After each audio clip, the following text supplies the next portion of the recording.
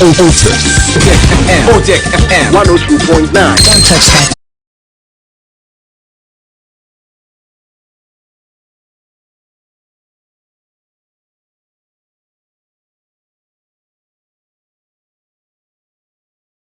Adumti bibia okay.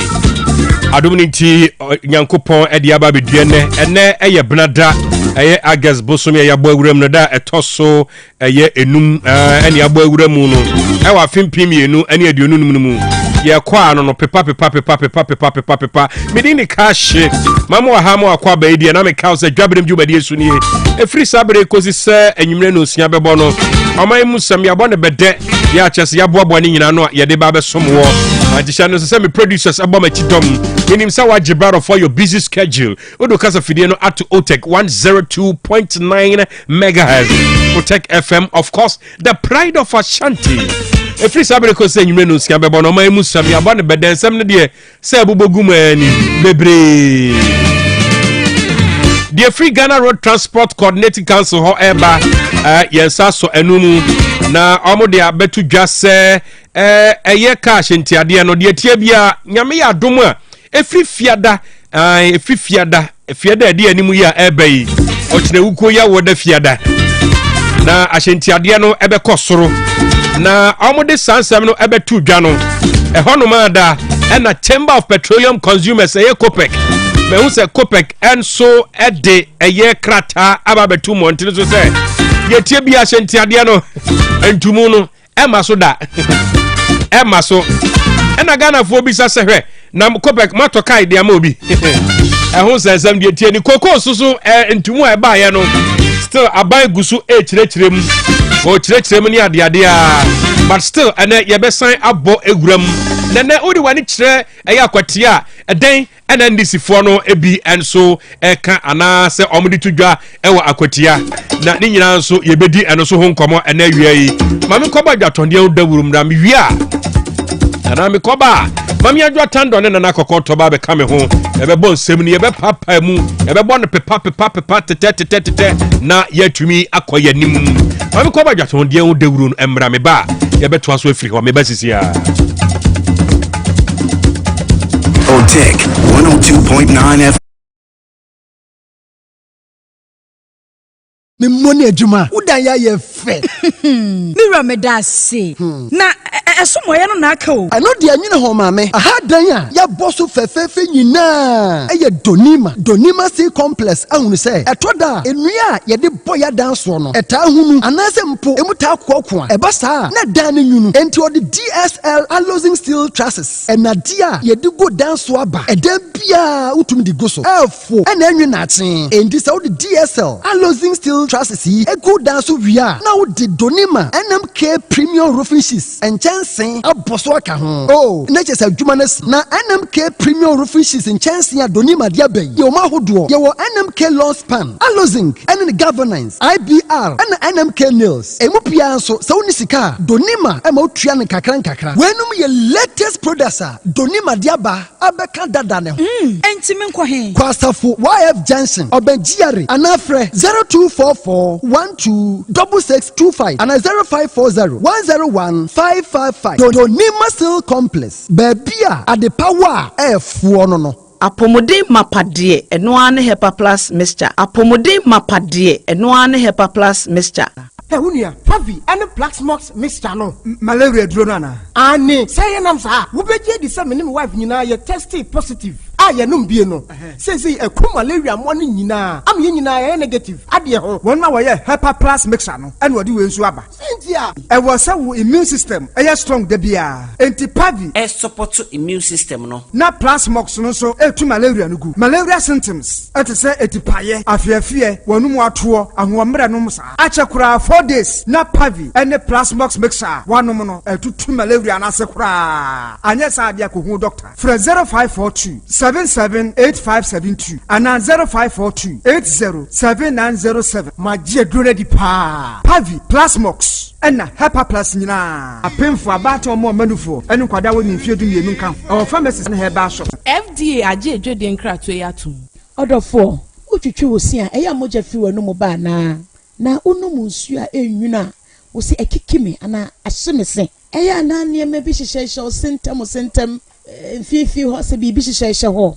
Eya na enka efi wonu ba. Ti wo kaso bi ho na twetwe ne ti kɔ na chi ana. Wo se bi abu ana etu ya pese wusi na pese wusi gold silver ana mpo pese the braces egu se so ana se wo de ne ye wo faase a wo pese yiyi efiri ho de ma wo by Grace Dental Services wo ho de ma wo eti fa wonum ha nyina bra by Grace Dental Services by Grace wo Kumase Breman DVL ne nchen pe osa kwadwo area wa bibia ni amenkasa 0244 97 68 05 0244 97 68 05 Yedamase Apomode mapade eno ane Hepa Plus mixture. Pavi Plus Mox. Hepa Plus mixture. Etutu malaria na sekura. Sweet darling.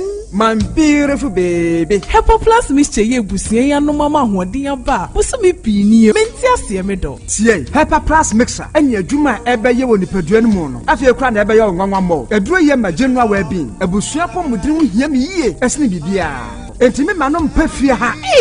She, woye Hepa Plus husband. Ye de wa Hepa Plus husband. And ye won so woye Hepa Plus wife na abo no. Hepa Plus mixer. Ma je duro di pa. Pavi Plus Mox. Ena Hepa Plus nyina. Apemfo abato mo manufo. Enu kwada wo ni mfie du mienu nka ho. Our pharmacist na Hepa shop. Etufo mfre 0542 778 572 ana 0549 297-463. Hepa Plus mixer. Mapobudra mapa. FDRG ejwede nkra so ya. Heba mixture near the Heba capsules. Madansi eni. Hey, enti wo chinya pa na ne de. What's said the Heba? Nkokwa bo. Wo dia sasa. Mendia, unim bibi. And net dear for once, my jiwaji adusa Heba mixture na. Wo kan for mama no. Oh, manuma di ho adansi. Mi ampa kaneno na misisi na mintiri nyina twetwe me. Na me koko yade so tete me. Me numa adusa Heba mixture yi. Ni nyina tuko. Enema ye free. Adusa no ide. Ye chori de wonim na yenye ho achi. Ayi sisiya de ne koko aduro kase pa. Me say e kwa so kro ne adwumaden bebrepe. Sanye adusa Heba mixture. Enka mawu na wonhwe. Wodo na me kra me se me bo apaso. Na nsai die. Ugina brane. Afa eya dusa Heba capsules no. Se me gina. Ni hu sa me ye bema mu a. Ajanie. Eya no kra pa. Adusa nre. Obia tumi no bi. Agisa apemfo. Abatan ya wo mokwadanfo. Ene wona woni mfie dumien. Kumase atofo ne atofo kwadu sa Heba center ne ne clinic. I was swami macro. Go filling station down mu. Ene swami Pentecost asol down. Afa ene na e wa Heba shop ne pharmacy bia mu. Free 0500 110 115. Adusa Heba. Madansi eni.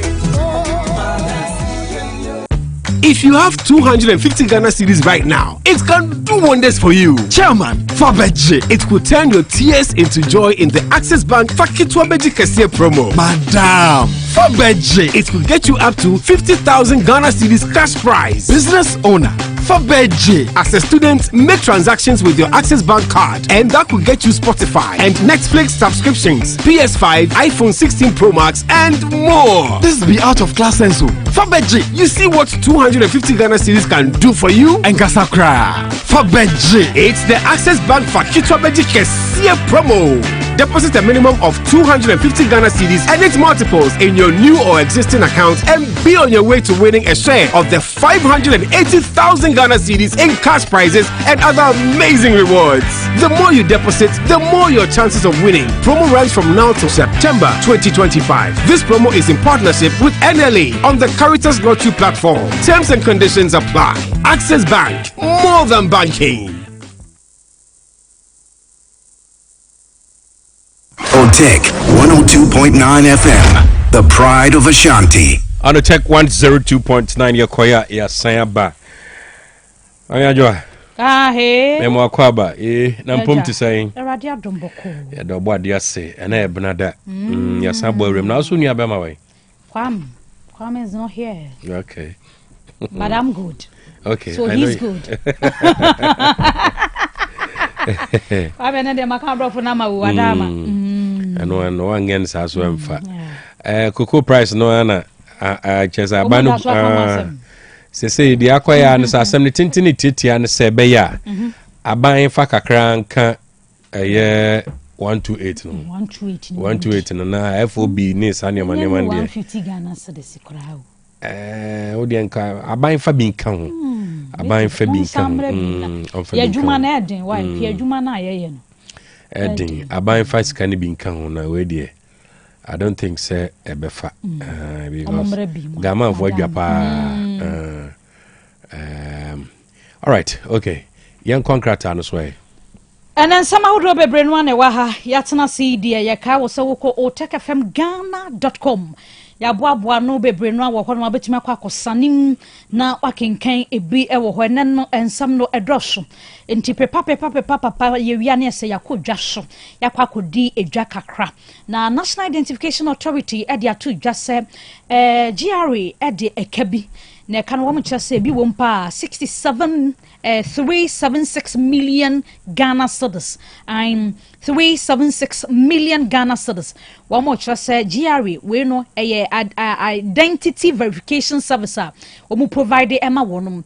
No more just say one more kana mwa enti se one man hwe ye dia na disconnect one bed disconnect GRA for ko sise one mo ebetwa sa aka na one mo de wonum no no mo nso atumi atwa so edi wonum dwuma ho ensam no e wa hase ya me boso edi amam na wasi no enra na enra almost practicals no practicals enti no Ghana Education Service edi ababa betu just wayek ashasi a wo mo ehwo wa CD baby antokwa unse soro hontokwa ne yankuye da bi da soro e beti asa aha enti no wo mo kyerese security measures ahodo bia senior high school so nsa na nsa kura tututu bi mu ni ade a ye de begu akwan mu ni ade abon kwada ne ho ban wo mbeye wo mo wo sai ye mo remain on campus obi ampie no wo be make sure so mbeye sa afin kwada no me day student wo se wo mo wi mo kofie nso no e wo se provide wo escort mpa ade a won medi sa adwuma ni nyina nti awofo wo man kwada ne kwan na wo mo enkwotro sansen hyehyeye de GS de bi egu akwan mu a wo peso de bon kwada ne nyina ho ban na yante asembo ne biada amfa wonom ehu na ka he what is nam ekrom se Ghana Road Transport Coordinating Council one more kyerɛ sɛ wɔn transport unions ahodoɔ ni nyinaa kan bɔ mu a ɛne yɛn hwɛ ani mo sɛ 8 August yɛ ade kɔ wɔn bɛto lɔri na sɛ nyame adoma fiada wɔn ba bɛto lɔri fi wɔn so bɛto yɛ ahyɛntiadeɛ no emu na we deɛ afie deɛ sɛ back and forth lɔri fɛ no asɛ yɛ abɛrɛ koraa o already na deɛ wɔn de ba no so nyɛ bɛtɛ wɔn sɛ 20% 20 akwa 10-15 20% increment no almost one day bay. Hey, go there, madam. Reason back from the buy and almost say to accommodate for the increase in operational cost after the introduction of 1 Ghana cedis per liter levy, i.e., about 8% increase in fuel cost. We eka and some be a canwa omode a buy no. To accommodate the increase in maintenance cost as a result of the deplorable roads across the country. And the edikan kram so mo ka say for the non-corresponding reduction in spare parts, goods and services after the reduction of transport fares by 15% on 21st of May 2025. Not just a buying any betis paper so you see uko fitemua a board the din bibia chese nyoma nyina akosoro e wa bra omo te transport fares no so by 15% obekaya me buso me ye bowura mu no da to so aduanu ba ko no omo tete so no omo tumi se no spare parts no ne efitemu kwane ne nyoma ni nyina eso ante eno ne de edikan ena de to so mienu so omo se 1 cedi ne de ato akatoa bia so no eno so no in fact amani oma boa yedin se wo hwe a 8% ana hanche mu eye nwotwe ena abeto eye ka mbo ewo fango ebo so ene ade na de atwa to okran so omo se ya kwan no so bebre so nye akwan ne de nyame enu kurani bebre nye enye not ni yeni mi no te santas na chire ni mfafra mu de ne aso ba chipa ni ade a e ho nya mfutro se chaka ni ade a enti omo kira nyame adom afifia da ekɔ no ahyentiade no ebe kosro papa na ka he kwa na we eye no tazin bo be kosro ena trotro so enam eye krum soso eye intercity no dabi intracity no eno so be kosro afi omo kira de ekɔ eye kwan so te se boss wa kese no long distance omo kɔ akiri pa ebi se wasan na akiri on mfafre mu hon hobu nyina ebe kosro eti sisi ho na aya kakumase ena afi kase so a efa neoma ho nyina so omo betututum ni ade a enti ora ima na ohene yeboa General Secretary Edema Ghana Road Transport Coordinating Council ana onidin ehye eya nensa ehye krata yase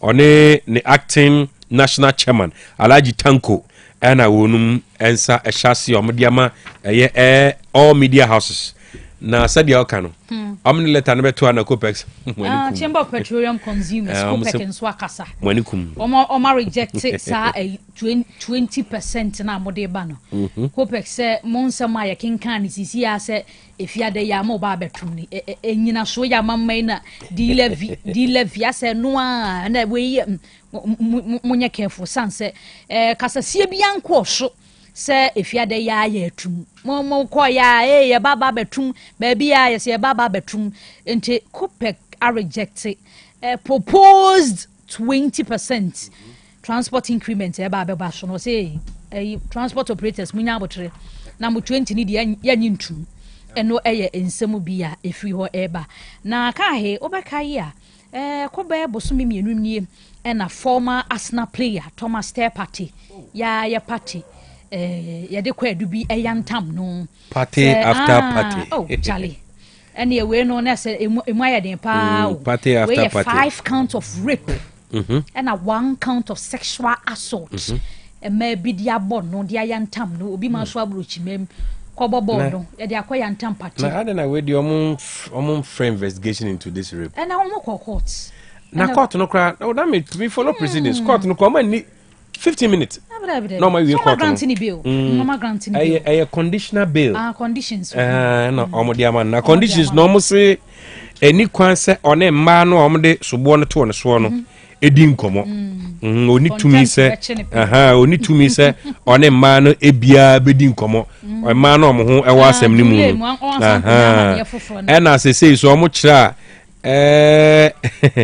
in fact omo kira baby a wote no kra se na address sesa krampo a wo se obo police fo amane na omo kira nso a eni kwan so okọ any international travel bia akwanto bia ni ho a wo se otumi ede ne ho enso agim this ye ni case ni wi ai eno ne ade no nti in fact enya betesa na eme wo se ofri Arsenal mu so na cases we nyina so nti amafo bisasa den se no ma sheda na mi ade for reading meanings agenda lines ahodo bebre nu ana no asem no develop ya issue bebre but se omesan akokot on the second omesan akokot on the 2nd September day a ometo aba no wo akwatia no sada no na Thomas Partey enso ejina court ni ade a eno ho ensem na eneme no kase se odi wani kira akwatia NDC party no eya na eya akoyete sede se nipa miensa kopri nipa miensa kopri enra B3 eye lawyer your friend say Bedu Bernard Bedu ya BBBBB ono wini na onim asem na esrio na mpesa me di video be yem fato nipa o wini ye no onna na oye lawyer edema PC no a okoma NDC 2024 no yeah ono APC ema ono oye lawyer to the PC aye 2024 PC no ono na oye lawyer edema no na because of that me ye hu de esi ye aprekope oye a lawyer no se lawyer no so na constituency secretary na PC no san kwa na we no de osan kwa ye biem okoye nipa mense no oka ho bi ena ne lawyer na yi na abofom I see it is allowed in politics. But when you anointing overtaking, it is the same. I say, Sadi and Rana Ishak, Kano.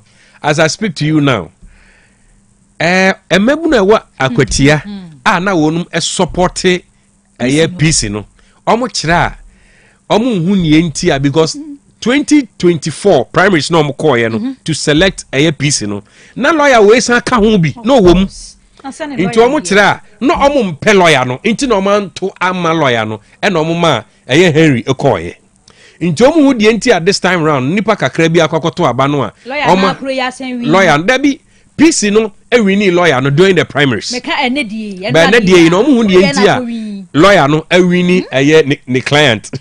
Dwabrem die. They say no argument na ko ese sade a omo to aba na ma lawyer no. Omo to aba na ma lawyer no. On the 2nd September, omo kongo to aba no. But NDC for ni business sade a almost stress beya okay onye lawyer Bernard Bedi akon. Omo kira NDC for ni bi kira beya mpanyimfo no mrantem. Tio omo mra kwati antem. No omo mra meya campaign, meaningful campaign.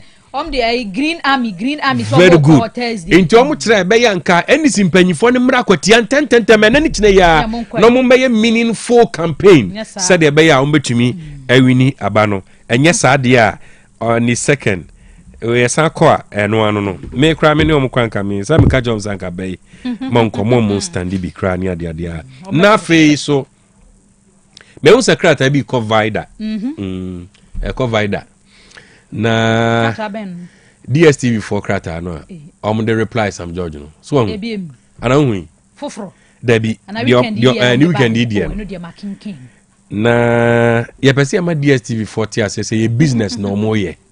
So what you say? Na yet so said Nigeria de no na airful because Nigeria for no dosu saying yet yasie. Yenso ye taxes are a good omomo de enso no dosu say Nigeria de. But ye pese omomo who said mentiasie why Afenyomaken should lead this cause in parliament. Oh no lead. Now some judge ni wana and our parliament. No, but I say or boy DST for no omunyo musumbum. No mom sided with them. Exactly. Oh, okay. So why should a private entity or no in the business say issue with me parliament? That's why I don't understand. But in any case, I was said DST before so TSA a business on we man so moye. Yen ka se bi o mo se so nyoma se bi o no mfa free so ko a business. Nipa nse teso ema me man for. Do you think said the approach back and forth Ekos social media no eno na ye diplomatic way and very wrong it's because DSTV is also calling investment no be ababa no exactly asema kwakwen back and forth we try to social media articles na mo pese kinga it's a investment no that is why you should know say investment also she will be as even with your investment munya ni diplomatic way why na it's the best DSTV for say omunya abotre because at the end of the day, oh fine. But at the end of the day, no. One thing I even keep saying is, upon this issue, at the end of the boy in the crown. Let me be frank with you. Content in that network in massa. Obisa salam so share DSTV. Boys ni TV ni wia and one no. And na baby a tifie kura man for kwantua TV license. They watch latest movies. Stations ni bi old movies they be 98 movies ni 2002 oh content ni, oh yes content ni old content they don't have anything on that inti ade ba ko ameka say boys ani gin on Nigeria yes nyoma yi ya share them we bi wuro mo ho ni ade sanze hunu no be content and you be content. Yeah, you understand? And I also say content, no, and you know, and follow. So then you have to come down. There be still you and also someone so it is too much. Okay, you want to dance. Ana mako. Valley View University some in country say wope. Siapon pa wo beboa watete wo. na wani so ade hunu no bebe mu de ne Valley View in American for the amount wo mo nursing midwifery and mental health diploma in development studies wo mo ye bi ho computer science information technology biomedical technology ni nyina wo mo ye bi wo ho wo mo ye business administration afi wo options ahodo a wo sa wotumi echusu e bi a wo pese wo ye communication studies ene ahodo bebre ka ho a oba Valley View a ye beje ododo wo se me nka ncho se nya no nko a ne wo ho MBA courses ahodo bebre no wo ho options wo betumi echusu MBA no MPhil ni nyina PhD in education business administration ne ye ka ho nyina no Valley View University and ye come for Ediama medofui we no brantemo sanse ye bia yapon de ato hwa ye gedom admission no ekoso oduom kumase ene ye wo enkrade o ye bi ene ye wo tachimanso Valley View ye wo ho pick your form wo website ne so www.vvu.edu.gh ana freye ahomaya mebeboy emu bia Valley View ebeje wo so September next school no be admission no next one more kran sa 0543 214 619 and 0245 818 266 and 0548 633 532 and 0547 211 281 now on the Valley View akasa Verma Plus Limited akwa fe no bebre no abadwaso Prostavit capsules no eye adwuma papa obi a wodwonso a emaye wodwonso mu ye wo ya wodwonso a hu se eniama bi enkoyie wo bra ansa na dwonso no aba wonya Prostavit bebo apa emasa wo ha we nyina ebetu afiri ho ma ho atom na X Drive V capsules no so ewo ho unya bi bebo apa obi wo ho abema wo se mebo adwuma ne kura nyeye meye ya ne magye mu me ho kura sane me ntem be ma nkwama na aba fom sisi na ye wo ya aya na je S Drive V capsules ni bi na mu na ye wo little capsules no so wo ho a obi a sabio wanum kanka pampan bi aba anase wo muni mo ha bi wo ho ni nyina be yi amama ni nyina abusti immune system ma ho ato e ma ne de ni o DNAT capsules esiesie ma ye ma yi my regular menstruations ahodo ni nyina wonya bi e be siesie o e ma e ba yo na ho ato Freddy Mense obi dani heba Qualinat ni misti wonu nyina apidan ko mo atuntontunto obi o je na fraye duduo mu 0244 370702 0244 370702 ebusia wasi udan na wie adru se ubesiesie mu a niame wo so tototo nyina dansie ne bewie yi a ya no akọ donima we ya kan tetetete se nchima baba betrende ya baba betru ne yedi ho adansie sa dansie hu niama papa de eno ani donima tropical long span roofing sheets ahodo ni nyina ubenya bi ho colors ne so de short kwa no akọ select wo de ma mo bi se tropical lozin ne governor standard sheet ne bi wo medofo we plain in the color ni nyina ya de bia babra beje wode roller shutter gate system automatic garage doors ahodo ni nyina wode ko ofie wonwuma warehouses baby you suma ni ye tropical nails we a carpenter wo you obi adwuma carpenter choice na draw we en na ye 1 inch 6 inches obe yusuma na ye banning wires na iron rods ahodo ni nyina measurement bia person de to ho no ye wo bi e wo he be ye dia ma medofo ahanko na wo ba betu ni ama de akoda no akwakoye adwuma ye ma free technical advice ketue bi anim free near the boss product number way a tea room nyina boss no fie bi ahia bi rest house ahodo guest house ahodo ma mo pretty public toilet no ya munyi bi osanse we moton boko kama we atna e kase no wasafo YF junction ya be Ghana Revenue Authority Temalekanvili ya be Kindavi junction wan krade kantamanto hwane wo Ghana Commercial Bank nchemu hwa na do tachimade wanchi kwanso akenten na na ya domboachi ni fie hwa pe ya homa ne ye 0244 126625 and 0540 101555 by solar power nie we eye awiaba se menka nkyere wo se ubepie mu ewo hɔ a na awiaba no memfa no ma wana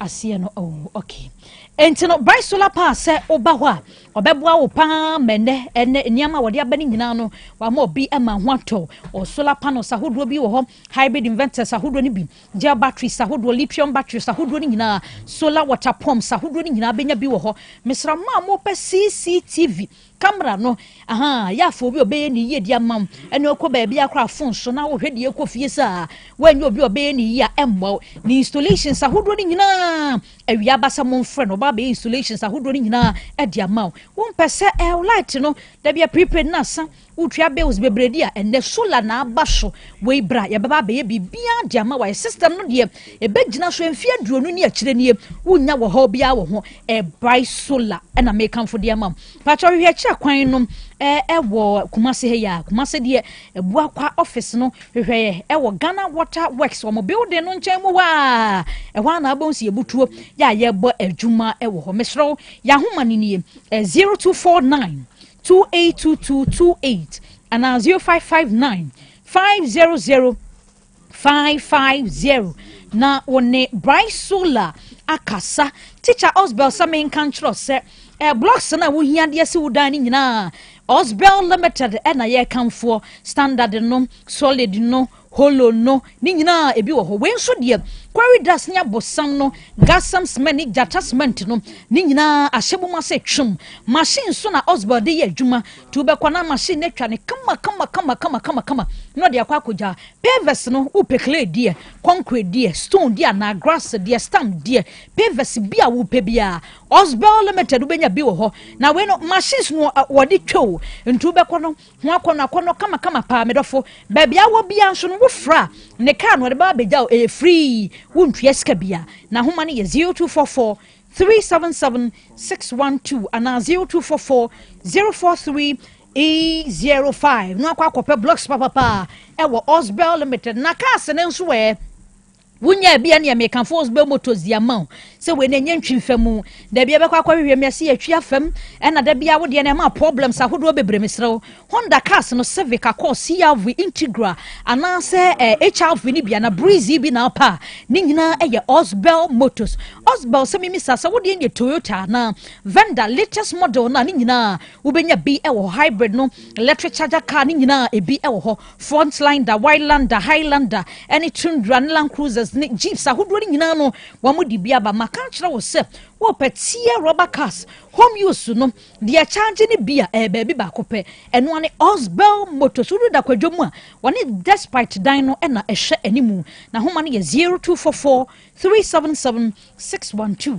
0244 377 612 o Dwabrem bank maka choso bo OTEC fie ha emu 99.9 odo tobre ne susu de adura na pa ni tenya oni ayikura twa susu ne de ma anita saa entu nso fa ho ba wo mo sanse ho kire wo a odo tobre sa wo beboa o pe salary loan no benya susu twa bi nko a de wo benya bi ho ehun ni nyina ya beboa ma wonsaka microfinance loan ahodo ni bi na wo pe eyi ba social loans ahodo no funeral loans ahodo beboa transport loans nyina odo tobre loans no edo so nya ni nyina bo modin asa wo ba na wo ne ye aba be kasa ye beboa wudu jakobu a ne head office no ewo obo ase de White House wa ba na ewo ho no kwa ne ebutu odu be kwaya ene post office no ehwe animu asenwa ase ha market wa ye ne hwe animu ekese pa na wo ne ye enkodi dwa krofrom so ye ho adwen kwanta wa macro wo bengwofo station Roma Hill so oni total fuel station no hwe anim adrekenzima wo be bia lorry station wo na ta for 4 miles wo mo wo ho a wo ye adwuma eyijanso Victory Church wa ehwo na be wo mu nie omo hwe animu mantema MTN office na ye ne omo hwe animu wo ebu akwan so ye be ebu akwa police station na udu santase nso a la Vico hotel no na chi wa pe ene ewo mesro ye mfre wo mo wai omo baji ye so bebia wo bia branches ni bi eben wo no wonom akire kwan no wotumi aba 0243 710 784 0243 710 784 ana 0322 091454 0322 091454 wunya fra wodem odotobri Dwabrem PLC empemfo bede wo so na nkyerɛkyerɛ mu ahodoɔ bi ɛfo sikasɛm ho no wɔnom atumi de emmoa bi a wuhia no atumi de amaka he yakɔdwa so aba sisia na me hu sɛ Charles Kojofosu na I think so on the Facebook account and I'ma share any details no and I'm also tagged by DLFM 106.9 almost say 1 week observation of the legendary Daddy Lumba no one crying na Adam can cry why when him stab you the year no year heroes and only a candle night some the but with the year ni hye ankasa almost on meye 1 week observation no na watch da no mbedi no won cry puni mantem won cry busumi ewo mu ye da to so aduasa ona sa asem na ye de na awase ho na ye na ankasa mu die ye no ankasa ye ne ba o say why not on social media na 1 week na many masisa oh send ye nhise na mka sin ya motre say ye nhise ti 1 week be yen kran 1 week ne be yen kran 30th August na ye na ankasa no omu de ba kumase date ne beba omu wie 1 week omu wie 1 week na date ba omu nya kan mo bia say ye ne ye kumase de ye ya omu je afin kran fo no sem na kokoto we funa coordinator ye we de sina kongon pa omu je afin kran fo no sem ti de tie bia na ye no ye be kumase ye be kumase na ma wo ba ye wura na so muhia ne bebo bebo amane nti se akwada ho ekire di nti mu amobe candle night no wo Heroes Park mu de mu nyam candle night hoso mu enwesema mu ko kan tribute ho yen kan tribute obi ade ye kotie nwuma akosei enkanfo ne na ehunu ye de ne de be ye ne yie na tribute night ye woni ekodi adanse candle night ye kan tribute ya kan tribute be a seconds that be say na who say na kwasa de cho CV gra asa no who say CV ka 2024 2025 model obi anfa ne san kan David yen ko dance he yen ko ye candle night ye ko wen ye wen ayen kan abakosem wo ho we no ka say ekra yen after 10 dey ametu ekra yen tiase yen tiase yen kan tribute bia ya titie we keep no an ekra yen tiase candle night yen kan tribute CV cra chro cra ya sesa no asesano o ze CV new latest version crab say yen tro CV said ye chon kan ni biom and say candle night so ya sesem nti 1 week ni de nkan candle night cra kumase de cra nya meji one city level because they dafu and so meji ogate but ye be so mo be night vigil no say 9 omunya fear something ni bi no ma ebeboa because Jacob ko gina omo na so saa kosi sade ebechi say we keep in the e wo say omuma ahoden ba nipadua nu eti o te say me kasa mitrim pa but ahoden gina nipadua nu me kasa mitrim de but ahoden gina nipadua nu because me nom helper plus pavi and plasmos no ahye ne main oh yeah local soft drink na say ai salama nom ne de na wie operantu and say we do ya betumi akokomra helper plus pavi and a plasmos yes eno ne no oh yes eno and na me ankasa me year combination awie no me wo se fifire me tie si mu bat and ada air condition madum nana esi so and if you be a prime na easy o me say if you ba sound at 17 I still miss waiting no any obisu na mabonten kra so a wo de yes na my mixing the camera pa na manu no ma chese ba say me sheda organize competition ma woni alaji na me hwede onim no mpa because within a short time ye nim no say no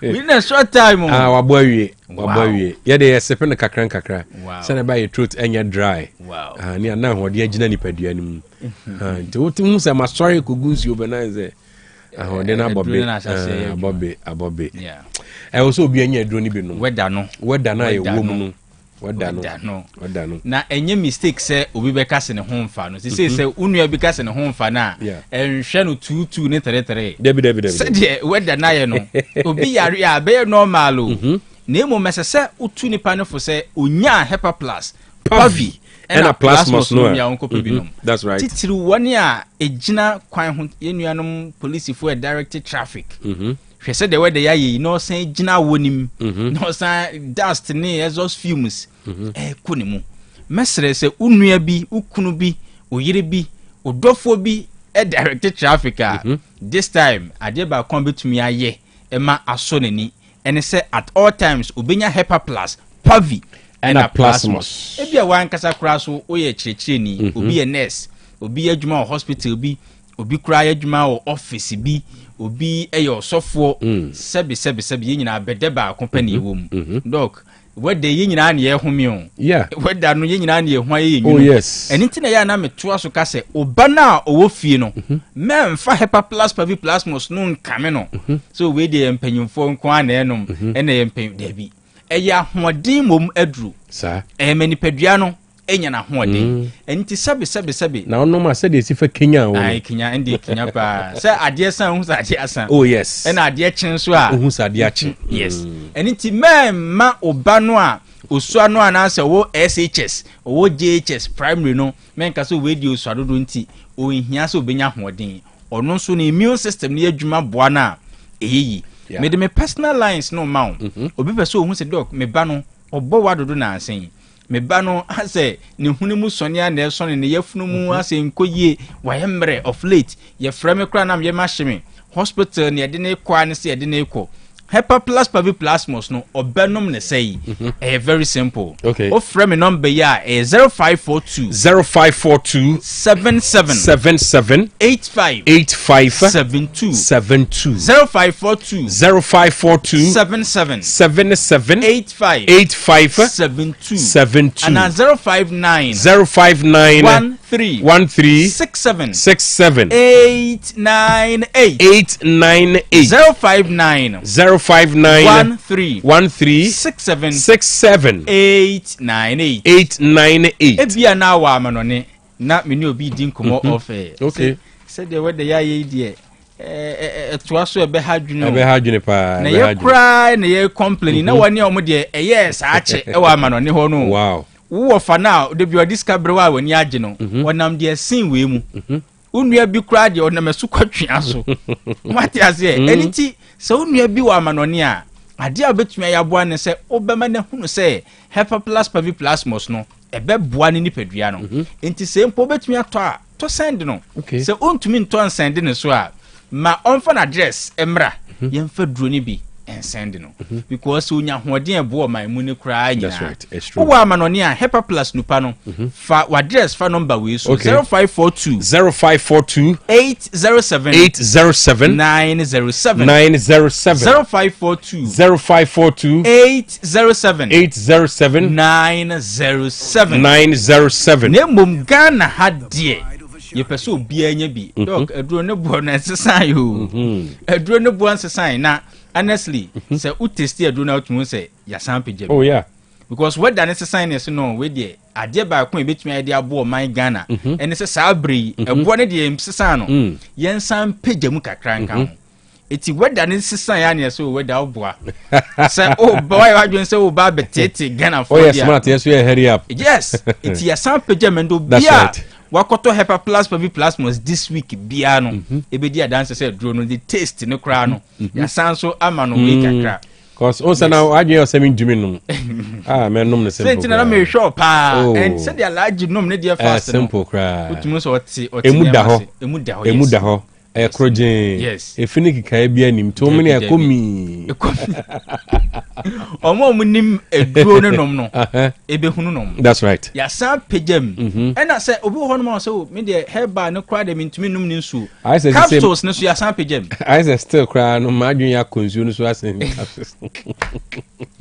don't say one ni taste no aye kama ena even ne smell no plant no we de smell no utumu say ote plant wow eti ya co different level and you acknowledge the fact say the wenije capsules hono obi wo hono ma on pensu ya sapija capsules ni wow it is any the same thing efficacy level ni potency level wo nsuo num no eno aso na ewo capsules no and de bema etiefu hu se de ye kan sebe nya se bia ye ton ye duro nti ene ye kikan kan sebe sa se utie Dr. Cash o share program o ye intro no a necessary ekura no se de o si chena to sense sachara ba ne voice se say so pa no ti ne voice no se de si ba no na hwe in the next be 10-15 minutes once a voice ne be sesa naturally because a duro no e ye na adwuma mesre wada ne se de si asesa na ntwen se kata bechew entwen se wo ho be yo mere entwen se obeyare ankasa kata ya de bi e bowura o se na kanwa e ma wo ye mere ahwa obe dafa ko sa hwe aduane na de enum tie bedidi de enum ni tie bedidi ye bedidi papa mesre this time wo de wo mpa duro no mpra sa bremen sadam nsayem okay koto hepa plus pabi plus wo de no mame koto mame drugstore biam na mu made amenye ene se ye ka se duro ni yenti okwa nipa ne de ma more than 20 cities awo minimi here duro ni nti ne wato de bi men so obia so ma ne nton ma abodin that's right okwa ne ye de ma bo e wo soro for the next available shop okay me numbers su ni ubetumi afra me ne madi nkomo 0542 77 85 72 0542 77 85 72 and 059 13 67 898 059 13 67 898 oh wa manonia edro ye yedru 0542 807 907 0542 807 907 look what dan said yes ya yinti yes what they num bi that's right one hwe ya re no begu ani mase kwa what dan ya re na mu na o twen say ye be ba be announcement so na nsen ya re bi na yi ni tinti no de bi man twen asa sia no kwan o health na ye wa waseke opanyi bi kan masem bi o se dok waduro no de ye no okwa onka na odi code ni niema no se code na me to to so no eno na she ni nkran se o no be because no o use China duro say ye encode a onu maduro no you can decode yes o se dok na me num China duro ena me dia hwede me nso metumi aye because enema ye yikra no se weda no kra mu yenwunu no san ko pen ho asem edware nso yenwunu a o se na ni mfie so ate maybe wanum sa duro na duro bia ni jai na shase no mfie som 3 ah be corrected dia say nyina dia ma o ama bibia kama duro ne ho ne say o se sa ne mema asem no dia ye improved okay na no liver problem ne brebo no wow na ohawo ho nti oda eduro so a onom and about 3 weeks maximum 1 month bia no okokoye lab hwese de brebo ni state no eduro na ye ka se onom eduro na pasu na fa koduni ade toto achi no na oye bi because on the China duro on se brebo ni week affect o mema sem nyina okay eti mema sem no ye improved no 1 month ne so ye okọ hospital se okohwe ne brebo not ne mema sem so mema sem ne de wa out me hu that's right we ya doctor bi no atro so mema sem ayi improve o se doctor ni bi wa calculate 2 minutes abi hu wa unfie na nyame dia ma no wo gina hwehwem na hwese unfie ne so ote a wa obehu se unfie ne so ote o se doc say so ote sa na wo plan ko be fa so be hihye wo nyama then im guase ya ato abo o se doc ne hwe ne labs no bi say o yusu aduro foforo bi ana no say hepa plus papi plasmos na no kra no sebe na ne mema asem ne wo form a doctor ne ka so mfa kodu ntutu akire no o say David o yusu aduro foforo bi for brebo ana because brebo na sebe na ho odin ko form no all of a sudden brebo na sase regenerate ne ho a wow eniema functions ni nyina no markets no aye okay in less than 2-3 weeks o sha ase no hepa plus papi plasmos ye be sretie for kwadu na ye ka se ye de to akire no sebe enya ne bone so obi wo se dog me worry na me de kwaduko to akire no engu manima da bi benefit of banana no nipa bebre adwen course o me hwe sex ne nko yes doc ye fancy se wudi kwadu no to akire sexually de ekonanim but benefit bebre bro sex ne so enti ebia yawe bi kura wo boka ebatel no nipadua na nkasa gina yi a well being ni gina yi a obetumi overcome and that's what is coming up Hepa plus pavi plasmos adanse akese obi ho ha ne yawe yentumi modin because asem surabo dwe se nemom there are testimonies a nyankopon nam Hepa plus pavi plasmos so edeba iwo yenuano ma sabi infections inti na omo de chemicals ene kwa himfie o inshranke nyankopon se Dr. Cash ene se kotino se ye chemical bayo omo ajai Hepa plus pavi plasmos abelde omo ankasa ni pedua na ho oden nti fungi bacteria ne niema na nkade anim guase eba himfie ho no ni pedua na ankasa handle oyo oba utie me na sabe infections na ehunahuna wa ubetumi di we aso yahwe kope Hepa plus pavi ne plasmos we onom fo ni pedua na ho oden na achinye ntu da ya fa atadwe ni bitoto akire na weda na yese ekura no bon se na sa na weda no kura yesi mo amunti o ene nyankopon we wa ye dia mayen o nti so yo ba na wa ntumi anya weda we so mfaso a ayesa eclipse bi asi na wa anya bi anhwe hadwen o na ebeteki how long and for frasensi that's right nti weda we yes ya ready na namu de but yen take advantage titi warefo ene woni asabe de ombedie ne de ombehye no omwo unya Hepa plus pavi plasmos oyo ba at least once a while at least fata dwini bi tutu at least fata dwini bi tutu akire mayen na yenso ye hunu nyame anum nyam onso yo ba ma emanim guase bia nkoto oba bia enkofa China duro bi ne de bibi nkoku debi ma Hepa plus ne ma wo hunya gen naturally na fa wo kwadu bi tutu akire na no so ye hwe last no visa se doc enti manya kwadu a na atadwe na me ne oba no yentumi no meduro na na da bi ubetumi anu meduro no anytime in fact o ma ne kra mo binom na mom once a while oba ma fa kwadu ni bi tutu at least oba onso tumi de watadwe ni bi etoto akire owo yare bi a etete wa obetumi afre doc aduro no mo abe ne betumi aboa me doc me kra na aduro no me nyare kanso se de wakan me pese me num bi Ghana aduro onipa bi ahia so obenya Hepa plus pavi ne plasmos se de Dr. Cash num ne die onipa bi ahia se obetumi anya bi afa ne system nim me personal lines nso obetumi afre me na ye di nkomo wa 0542 77 85 72 0542 77 85 72 and 059 13 67 898 059 13 67 898 owa manonia 0542 807 907 0542 807 907 kaise enwoni ye Hepa plus pavi ena plasmos mo yamishiro bibia OTEC 102.9 ye beto so quickly me kwa homa no so na me ne owura Emmanuel ohene yeboa oye chrochro panyi edema Ghana Road Transport Coordinating Council na yetumi ne di nkomo Mr. Ebo atemeka menwajo adum nti ya hoye and also hoye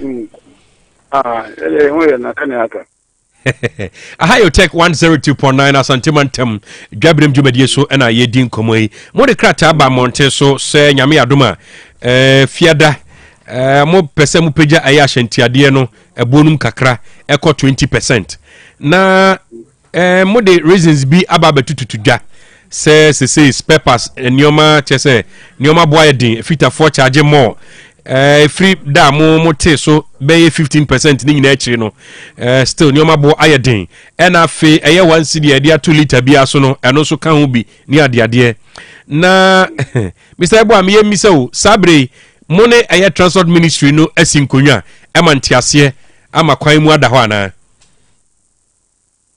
yo me da say it's a question I would say le ma menfa ni audi kan no Say and sana you will take a decision Biana. Yana, there's a background. If I tell me call an okay for China, it's too bad. So Yana, there's a background to every decision we take. You know, say decision I take is a very reduced by 15%. Now yes I say there's a school of thought say maybe an Emma able to transfer payment. And my name is so a cost. And Emma boy in India and the bomb didn't transfer fair so like we say Emma bones or make force some number down. And you may take that decision better so by 15%. It costs you 15%. Once the will be any man will be anywhere or 10 in the the eventual losers. Into nothing here say a state transfer near me. I'm trying council and I find Eddie kind of thing. Once to be able to a liter of fuel, 1 cedi per liter of fuel. So, and also the can home operational cost and find a cost. You have any economic activity at some Hamas Adiano. A cost and a cost of Aboka. You also you might think, oh, yeah, and how we are not so also put a young and everybody. They will be not a car obo. In today's faith, and a quite for some and now for me, I got something for the curriculum. The home baby touch me, Benyes Capran, the SCC. Anything might take a decision, say that to travel fairness. Now, at large, yeah, Abra, Mote Sobe, 21st of May, no. Sadia Ucheche Mui. Nioma Ben Sana na muhe ni mse anka adwadi for no betete so because ye ti HCCA ye bie phone lines a omo a artisans e bia carpenter for omo mkokro nko fafa nioma kakran nioma ba ko menu miensa bi no omo testify say nioma ni bi ho a ebo no aba form kakra enti mihu de enti minim de muhu ye ana se de ma mugina so a mo de no e kan mo justifications no Obanyi no kwasem se wo so bie phone so ne awoka na edo benye nipa ebedi adanse se ebi enemu ba ko menu bi atoso enema atoso is it does it relate to adwuma na ye na oh say sabi ye ko kwaso ye fa bayere ye fa banti ne menyere de beku aye se ni ye tobi ni sania enema no ye to no fa edubu bi ba kai a sade we aban we twa mu no mreso okay, say my minister and work for Banchini were body beton ministries because they are some say carboy and dodo. Don't go for the man and the man on board. Don't go for buy and but car chrono go find a man buy and on the board. So I can't go for buy and no more tono base 20 who do you turn 10 cities and more mamoka. If the issue has to do with a debe and I have sent a boba from an anebo and my form. If you want to know, so will be our baby or send who you my effort. Emma, nyamani bi on mo ibu enigu so enso a na agwese wo efi no hata de egu so so enti no kan nam o samo ze ka bi ahwe ase ebi ona mo na bibi ko gbo ka na se kwan nam so nyamani bibiri ye wo se ye wo so di sana ba no so wo so di so ye fa ba ne so onye na so di dia na so fa kwa ba so bitim dia ye nso ho be han yo mitimi nga say sabi kwan nyentinum economy kwan nko repair sabi ko repair na me repair at the cost so somebody must pay for the cost. All right, somebody must pay for the cost. Na Abraham motete ni omano so no mami misa se mo council ana se mukuo no anamon be na musa tu ede kwa aban ho to ensure say said aban ne mo kan no atumi aye adwuma pepepe. Ye ministry ba ko prase Ministry of Transport. Ministry of Transport, yeah. Atene nyom ye adwuma. Ada bibia fufu bi ho no ma. Ene ministry fufu adwuma. So, it mean me gin sabita fa me say me hwan. Am come instruction say ene ministry no ka so mo hiwe, ni so mo hiwe. Because I'm afraid good afọ say they can't reduce their goods because of the name of Namaka be going to that. What I say, nobody be on more. Or man, Sabi, a shedding Kuma. A shedding found the hour, baby. The answer, Ubia Niji, the Ubia area or in the Jumano, also be a protecting the no as a Jumano at the Conenim. And that is how it is now. It is for now on the day. Until say, yes, I demand some months ago, say, you need taxes in fuel, so you need taxes be fuel, so no fuel, you intimate or person. So I time no. Na if I could have an Jumano, you could have an Juma. But we realize we increase it at the very least opportunity. At the very least opportunity increase it, but someone once the per liter not two fuels, so calculate it's about 80% increment also. The whole of last year and 2 or film. It not get say calculate this year, the not get say calculate money cost from any the baby found only to me up a video show. Rather than a for your might so. It is also and that corresponding, so I don't mind it. All right, but the truth is that it's a decision you've taken, and I don't think we have to go back on it until the right thing is done. All right. So what has been the mutual agreement between Mone Ministry of Transport? Nyame adome free fiada air kono sebeya enkonko so chaotic, and enkofa entokwa from the ministry hasn't met us on anything. During the implementation of what introduction and implementation in they haven't discussed anything with us. So we think that we are poles apart and we have to make our decision to make our business survive. It's na maybe say it minim say usually in kamode increment base ya aya den aya mobomodin commission ni ministry no edin komo ansana motumi release aya increment no it's na maybe say what has been the mutual understanding between Mone and transport ministry? No, not just a way. No, transport ministry on that. No, say already only introduce policy. No, you don't know for a say policy. I mean introducing it. What do you think? But making governments on my main transport because of the police are all introduced. I don't have that capacity. I don't have that clout to do that. Inti say you didn't come se see 20% increment na mo de ba Friday ndie mo na mo de mo pen na mato so na mo de abreye. Na say whatever, look, let me say this from the here. Whatever you see say any ma question no ma Kenya proposal.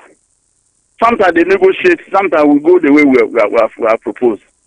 It is not as if so being a proposal and mind there ako. Any proposal, they not discuss it. If the only input, no, so it be a harm there, then maybe politely we'll do it. But not as if we don't have the capacity to prepare our own proposal and implement them. I get you, but the me person me chire say, me pacho to boss ne tie me netima se. The person me bisa ne say, intumu ya nyame ya adoma fiada e ba ya musi 20% no. We dia mo dia ba e wa bra aba ntumi nkan ho hwe. As I make answer on some team, I make a tone say, proposal be a and a no friend on any gush or assembly can no waka. Near a Jojo, near to never conclusion, they are better wanting. If the guys calls us today, send the Makamati, Umra, any bit me, we can amend our position. All right, okay, sir, Matiwa say, so for now, Seban Krakra say, Mon Canamon Teswa, Mobet me a bibi. You know, I just ain't pay for you nation. And you made me a Casama of pocket. Me, I'm going to see Diana. Even when you nation, I'm so baby, a corner, Abia, any whom be beer. You're saying, near man's a bebo, I need people at a bebo. Why not? Say, you're so man. All right, okay, because me who say Copec and so the crat Abia Babontia, watch as a Muntumu idea. I know I didn't to my so many munyajini. Okay. I drink you be able to you be a person when you be honest to be. Mr. Wamate, but that's why say you may watch Dwabrem and Yadinko. All right, okay, enjoy the rest of the evening. All right, man, or here, boy, General Secretary, the Magana Road Transport Coordinating Council. Alaji, Mema Kwaba. Yeah, gosh. Nampum to say. Alhamdulillah, you can't complain. Oh, yeah, sure. Now, 20% increment, enough for more. Gosh, you see, to be a Casawa ha. Yana more, and you feel said, yeah, the catch him say that living now, and this is the buyer. I want to do S1 price of 1 city. If I may, I shall go back to a former price. postponement of yeah. Going back to the former price, where there's a term former no. On a 20% into we are going back to a former price and then you to bet 20%. The former price never then before. So former price, 50% we free so. Assumptions will be 10% free na we. If we crowd calculate I bro 50%. 15% no we 15%. So they should have brought the 15% back 15 on September but 20 engine too. Because now I question because the differences are that once in the back, once in the crown, and yet compare previous price and I 3 series there every so. Yeah. And I balance okay or the 1 series back, 2 series is still and carbon tea. And there's somebody people crying 10%. The 20% today, we bought it means it's a mere for car, a year 3 series 50 pesos, 20% of 3 series 50 pesos and 70 pesos. Yeah. What about it? And the 70% that means we will 4 series 20 pesos. Meanwhile, before we about 3 series 50 pesos, now I'm going to 4 series. And to show you, my catch you say that 1 CD on X pump price, anytime the price of fuel better than whether negative the price of a lot of face. That is why NDC here, the baby who say postpone by 3 times. Later, Minister of Education say, oh, that X pump price they are going to rely on world markets. The other Amufi say the price of fuel will continue to fall. Until continue for la ananka sa reduction and come deduct from the export price no ma absorbing at the offense that end but anyi me catch say yey as a country in the world market of oil we go there as one say a consumer market not you go as sales market not consumer market and you call price that we can't do anything about it so we can ama for be anti-massy and there but until say you buy sustainable policy bia you fix your friend saying price on fuel they be see an evidence because you open for outside the country so be say we be to say if you are neighboring Togo, Burkina Faso, La Côte d'Ivoire, Niger we be to say for the past 1 year or 2 years you into fuel because fuel price dey cost if we were 3-4 years therefore price dey cost because some policies are different in our case commodity like petroleum inelastic product. Then can be a person increasing indirect tax piano on a decoshe because only pay the year better. And in the long run, affecting inflation. They say, "Oh, you got to 20%." I assume say, "Oh, you got 20%." When they be a home, it means car now offer fuel, beer, auto fuel, 1,000 cover tomatoes banner. 20% of 1,000 Ghana cedis is just 100 cedis. And I mean, 10% be 200 cedis. 20% about 200 cities. That means it's about fuel 1,200. No, I got tomatoes number. Name and that's all the 200 is at Sonunti. Tomatoes now go crate back could be an answer kind of rubber box back could be ano. One shall be 20 cities. On each box of about tomato, each box of 20 tomatoes. No, 2 by 20 cities. About 5 be say by 300. Meaning I don't know how many by say 600 cities because of 200 cities or 2. My mina do 20 cities to reference say the tomatoes are about jum. Can this on box 1,000 cities and I say me fan say 1,000 cities are. Or the back count. Abaka 1,001. 20 cities ya charging him or 1,001. And the opposite share at on so can I share 10 for 5 cities are. It's always share 7. For the end of the day, me no I come get no. We are going to suffer. We are the receiving. Eduane Bobes I ding. Eduane Bobes akosoro. And the to the bia when your policies on generally price of goods and services will go high. High. Anything that Bank of Ghana catch say I want to mean take friends interested in the from too much because there is an inherent inflation in the system. And only any other to say I didn't cost and from that. Now so can my assistant can you cash one come and say was 20 so maybe I to know you so my ebetum 1 ton na baba na etum and it is happening. So anytime be about focus on your friends saying petroleum say as avenue for taxing us indirectly increasing the cost of living high. And it is happening because your direct taxes in cash we have a 35 million population. I'm from the direct taxes up to 5 million. If employment basket and as employment area about 50 million this car less than 4 million direct tax. And this about pay that 5 billion are targeting 5 billion are targeting for this e-levy from us annually. Not as or chairman more tax directly now. Because we say some 5 million grand month be asan And they go see Besa. So what government also decided to spread it across and be able to indirect and so a cost of living. Today because let's try the baby ano. Then just that normal lotion informal sector, formal sector, one informal sector. Obi a capital so informal sector. Cash the job be 1 month, e be about salary times 2. Okwe fa okobusa carpenter, I hope so was site. Okona carpenter be o chance amawa. Sika be charge ko yembe show. Me di obi be no ko obi POP. Say Kenya so say for that area no. POP fear story be obi no na ojibe for something thousand. Wow.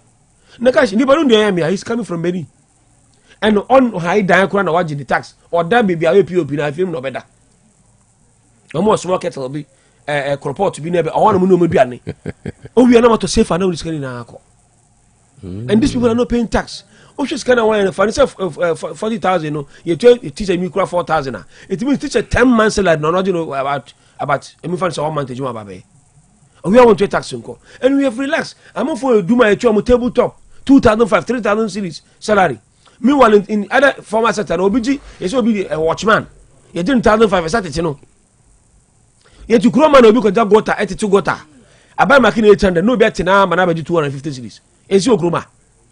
So if we continue like this, say, laziness and whatever it is, we will not tax directly. We will sit down and we target in the indirect sector now.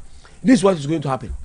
Because anytime this government wants money, you have to go into that area, indirect tax. Let's target in the elastic products. Never tax it as amount for the muntia. Guys, some crofo go 20%. Everything will change. I'm telling you, I'm more crying to because people are looking for avenue to increase their cost of price. But so dollar to me kasa and my 20% no question obi abetu I am pleading say government comes, government goes. But there should be a policy to ensure say everybody obi ajim more than 1,000 cities should be taxed directly. We cannot run the country say in fact me brother or me in-law cry cash we baba. And I was sitting to minister a couple of joy and a message from Germany and a church I mentioned the salary. A baba taxes at the in Germany, Baba Duaka. So you got to 200 million and rent a crying, but I'm telling you. Or I was so shocked. But Chroma, Baba and tax, fixed tax, overcout, and you 2 let's grab our business is collapsing. But or I do out here in the car at tabletop. In other words, we don't do that. So I'm thinking that until 7 years that avenue, I bet my taxi directly no. There be a government goes, government comes. They say yeah, but maybe we in the from say I'm the simple. Yes, a GTCC, so GRTCC. GRTCC. Semester 20% per day. Because can you abandon my to 15%? And time about my to 50%. Now can add full and I move from say 17 to 14 cities. Say even 13 cities. That means about 3 cities now free so. If I buy the 1 city babaka, that don't mean so side the way babaka, how the 20% the babatum. Tell me we buy you to 3 cities, no man use 15%. Now buy the 1% aba, 1 city aba. That 50% no divided by 3 and 5%. That's all to 5%. No so 20%. I know say negotiation skills. I'm about demanding higher. And the almost shift to post and I'm about middle ground, I buy 10%. But me some anya bia kra mo men go back to our former price. But some to mama bro so there. I don't think some side there. All right, okay. Mamudu. Rakas. Memo akwaba. Yeah bro. Na mbom design. Bro. Alhamdulillah. Se bibia boko there. Mon pa bonti bia e kama. Ya do bo there se. Asemo rempe nipa. Asemo mpe nipa. Oh, okay. Me ba. Ajina. All right, okay. Dia na nipa na pen wase nya se ya pass mayo ma memo abaso wie adwuma da wase na me chia ono wa pamfo nyina kwanso nkoso seda PSC nkoma ya T4 ne ahwefo all over the globe ono adebre ne adaje eti adwuma di ya wie me bana mi tie nkoma no krom ha edin ate edin sen kura nchebo. Oh yes. Kakra. Ibia be fine. A driver for ye be sere omo awie. Said na my brother Penny Salam e kano no. Obi ani ho a one ne dofo atwe ne bebre. Ye wo ho ma omo said omo so wo ho emaye no. Yeah. and a multiplicity of factors ka ho kra na nano ahyentuade wo mote so wo kama bupin edunum sebe yese petrol no na omoto gallon 75-80 cedis diesel na omoto no 75-80 cedis and e chire no and then even with inclusion of 1 liter 1 cedi level no still omoto no less than 60 Ghana cedis. Inti a milestone has been made as far as pricing reduction is of concern. And net CD. Jose. Yes. From 13:30 to 12:48. It's still got China. This morning. Inti your best romo. And now share in CD no. In recent time, the S in ABC. Say, Abra at forcing policy in the bar out. That's right. Obeka say. Yeah, bomb still reduction because so aye juma. In fact, me tie on another platform on a medium be no chess or a corner kwa nanka abai no to me aya me 2 liter crab 8 cedis. That's right. So what you say, but okasi e beto 1 cedi but we wouldn't feel it that much. Yeah, okay. And it's true because sebe nano ya ntua 1 cedi na ya turn 75 and plus. Na the ntua na less than 70, even less than 60 cedis. I say, aban no nye abro, aban no aboyen. Yeto so mienu. In recent times, you see the no appreciate to that level. 42% appreciation. A serious matter. I say even break pass near the old stock no the yen kan ho ase. But new stock wa ba the dollar effect no akanwa just recently. Baby I make koye servicing say maybe I use Nissan, maybe I use Toyota, or service centers, garage centers. As at just December, the peak of the election, car no mileage na lower than the mileage today. And when you say service centers, the mileage in a charge mileage no when they are servicing because the higher the mileage, the higher the probability say near be I was almost as at December na mileage no from no almost service car I paid 3,800. Pick up white. Yes, December. Just and we pay me the bachelor 2,086 cedis. What happened? Actually, say they have seen considerable reduction in the materials they use. Because in the omo crab dollar no ho odinti no. Sidi na ho odinti na ma dollar no sidi kakra bi no anya dollar ni bi. So no. Enti me am kan say sidi kakra no what transact dollar ni bi because so case no anya bi o make just some co bank o munya but say ade no so electronic transaction. Na me no ti dwom ye transaction ya no pa no bro for am here. Not to say what to me afa ba fi kwan so the dollar na di edi dwa. Enti me gidi say they affect me wo service center in sa na e bia ekoso magazine ni konkrumpe ni aboso kan bajawaja say ene ho so ne edi ni ma nya fuel nkwa na driver for edi adwuma eye spare parts ni ne keka nti say ko form de ha e besre mo ma hwe ne nkomo ye ni ne yie anya sa yes we try to touch the Maria now we nam ya aban bono ho modern. Let's see that reflection in the lives of the people ya be nsa na ye nso a na che say ejina ye nyina ye so ejina driver for so say at 80 Ghana cedis a friend is a fuel now to me koye 6 ebo akonhoma me ji say ne ya ye 60 Ghana cedi no we say we are akonhoma no modu pa and that should encourage you to also have that empathetic fellow feeling na ye muana oman no nyina ni okay so emfaso me da sepa alaji my memory hobium let's get back to cocoa prices na and will be into 128 Ghana cedi 75 pesos na ato forcing ship coat bet na ho cameras in season so sa no Enra question na obi bi sam say entimu ato forcing suit or bet shebet na so ya o man crofo in central for be jinja so na ni nyina na 128 Ghana cedis aje tell say ekwafo no say o de Jack over the bar amwa amunya botre na 90 ho ase all right kaje tell say cocoa no Ghana cocoa board agent between cocoa producers and cocoa buyers. Okay. And yes, Ghana and determine the price. Ghana mum a G ecoton at the bray. In fact, Omia their friends indicated loan. That's right. And me and a kika musika boom number Ghana busi and the hawk to cocoa. Yet the market cotton one near between Sadia Mobile Busian. I learned said the interest rate meaning is a 5% or so. And I demand Sadia Mobile Busabusian. And then maybe I cotton cocoa. Price I be from my banana neither directly back cocoa producers and some. Because it had the administration, there are freight costs, chemical somebody, and your wujuma. What I say, Obina. Ye kwa ye bayi na no. A price in the Kosora, I buy two. Now FOB price a free on board price. Okay. So FOB ne free on board. I no, it doesn't own fat price in something price I free with air without any other friends cost to be. Now I buy promises say about my 70% FOB. Last time cocoa price now $3,100. Now I convert it into 16 cedis that time. Then I'm buying 49,000 or so. That's how I buy no demand at $3,100. And I make calculation be very. Convert it in 16 cedis. I buy 49,000 Ghana cedis. Can we say a ton of cocoa? 16 bags.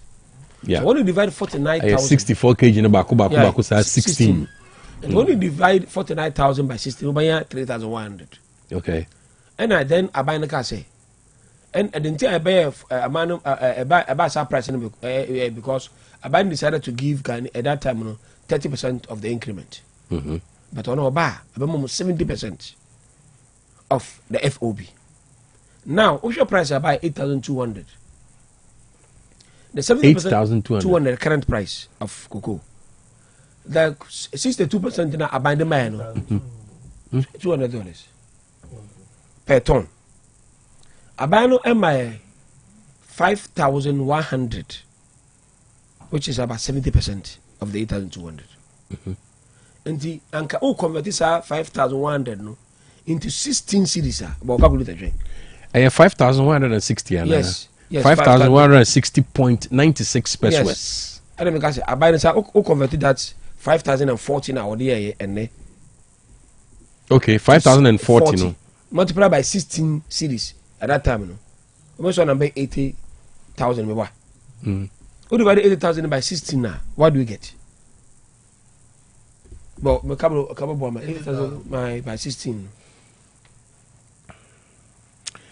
And think and $16 can at least a bag of cocoa bear 5,000.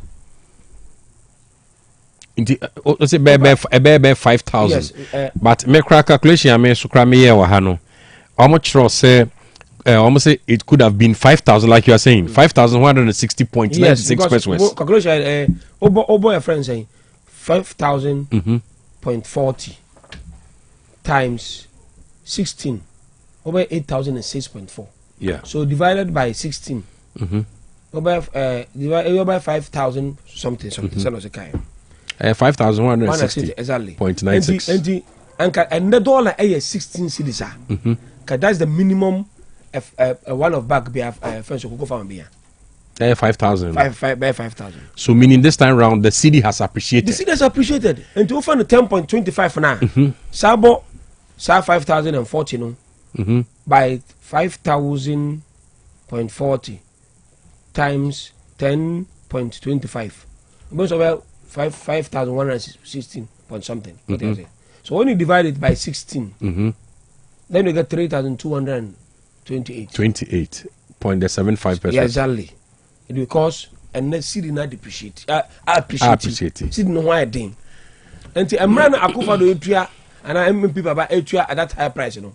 Now one thing they say, no city no our form. It is say bogus and I mean say any say Sydney a muedding. But the Boga operation was and they can know $100,000. And $1,000. Yes, $100 on a 10,000. And here 2 edge short. Was in air the says can air strong. Say a disadvantage will be a minute say farmers. But unim, I remember kakra because common sensically, and it will be a OTA because and yes, says Sydney Nanya who are doing there. And yes, I feel Munkana me talk cocoa now, was me to me enjoy better. No, I wonder I can say. What must I say? But I wonder I can say, you know, you don't need to bring in more cities for $1. See the crab in $1. But I hear a honor as some work say. Maybe as someone here about real income. And say, Secano, they are better matter. But Sky won't say me now, a friend say money. But what a nice for income, because a real income, ideas can be matter. Now, Osha, the depreciation of our currency and the NDC year is about 40.6%. But you say inflation, it doesn't reflect. Inflation, I'm from to that 40%. And I mean, you can say, even though inflation a year was single digit there, but never I'm from sa. Okobusa, I say, one of the factors about inflation about from a dear friend, interest rates. Company I'm produce and I'm business, interest are more training hours. And no one say, send rich in the Bank of Ghana say, or married to so more interest rate, BPS, basic point by 3,000. And since I drop, I don't allow you to buy and I'm making wide USs or no. And they say I drop. I was trying to draw your attention, say, Obeka is a me catch there, say, I'ma drop it by 300 points. Yeah, and of the interest and a wide make but not still about 28%. And that is the friends policy rate. Exactly. It means still no, so bank with the man a baby 29.31. Exactly. Meaning say still there's inflation in the system. Until I'm until that last week maybe say some reduce by 300 points. About affecting lending rate na. Oh, about affecting. It means lending rate by form. Very good. That's why also about form. And na come in with you come but still na me can but still na. Sorry. What is happening now you say? So this time if not for the results say still loans could run in the system. Yeah. With according to Bank of Ghana. Bank of Ghana. Very good. Now the change say anka eba form more cry anka be hu faso of this thing abai.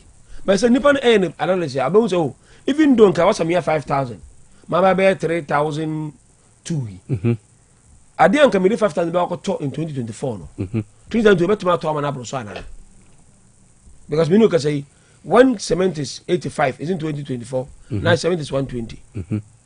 Meaning say and na ko do cement enso konti do cement no enso ne but do ko to chance here about from because iron used to be 9,000 it's a drop of 7,000. Yeah, do ko to mo a mo bi wo kura na because it's 50 kilo bi kura 2,500 oil ni na about from so and then 250 and 2,500 250 sorry and then the other farmers it depends on how you go into market. We really can depend on the commodity you are going to buy.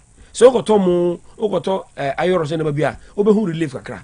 But be okoto other bia after price bona aba for ankana you feel it differently. But the bottom line is say one promise NDC no in terms of the FOB that one has been reduced. The entire scan anya kase say you see the iodine. And can this buy no because okay you see the na fight dollar no. Yes. And this buy and Kabia dollar 17 series the might ask here. Is that what you want? So should I agree? I accept the fact say so initially no FOB at $4,850. Now no around 36.1%. Exactly. Now see the nenya hodin. Inti ama FOB now about 7,200. Exactly. By 30%. It's an narrative netiana. There be also the say when it was 4,800 because Sydney 16 cities anything. Also say a boom. Oh, okay. And then no, Sydney 10 cities, almost 5 cities in every room. And it will not be the same. All right. So the question also was saying the Yabusa was did NDC meet? I'm a promise I'm going to say FOU 70% now. Yes, they met it. But the point is that what reflecting into the Amoka is over 6,000. So Amoka say about 6,000. And then I'm for mine 6,000 in Ambaso. And to go in dollars I'm my FOB by 62.something%. By in cities I'm just 4% increment. 4.1. Inti anopena me yahu calculation, but me calculation then I arrived at 1,803 because of the strength of the city. Inti nanka osha per bag bia sisia currently 128.75 no munyano because of the strength of the city. And yet strength of the city na nanka was say initial 3,100 per bag no nanka was say 3,100 no and say 1,803 back 3,100 no. But because of the strength of the city But the son of thing Amasa na. And so what we need to educate people and say, and yes, say, a buy no MDs, a buy cash on 70% of man you. And then the Muya, name of sitting now holding Tinama, also send us carrying nose. I know I say boga. Was in $10,000 I buy last year, about saying no, I bet something thousand. And the boga banner certain thousand currencies, I bet and 100,000. That's how it is. They say, Quenino, it means.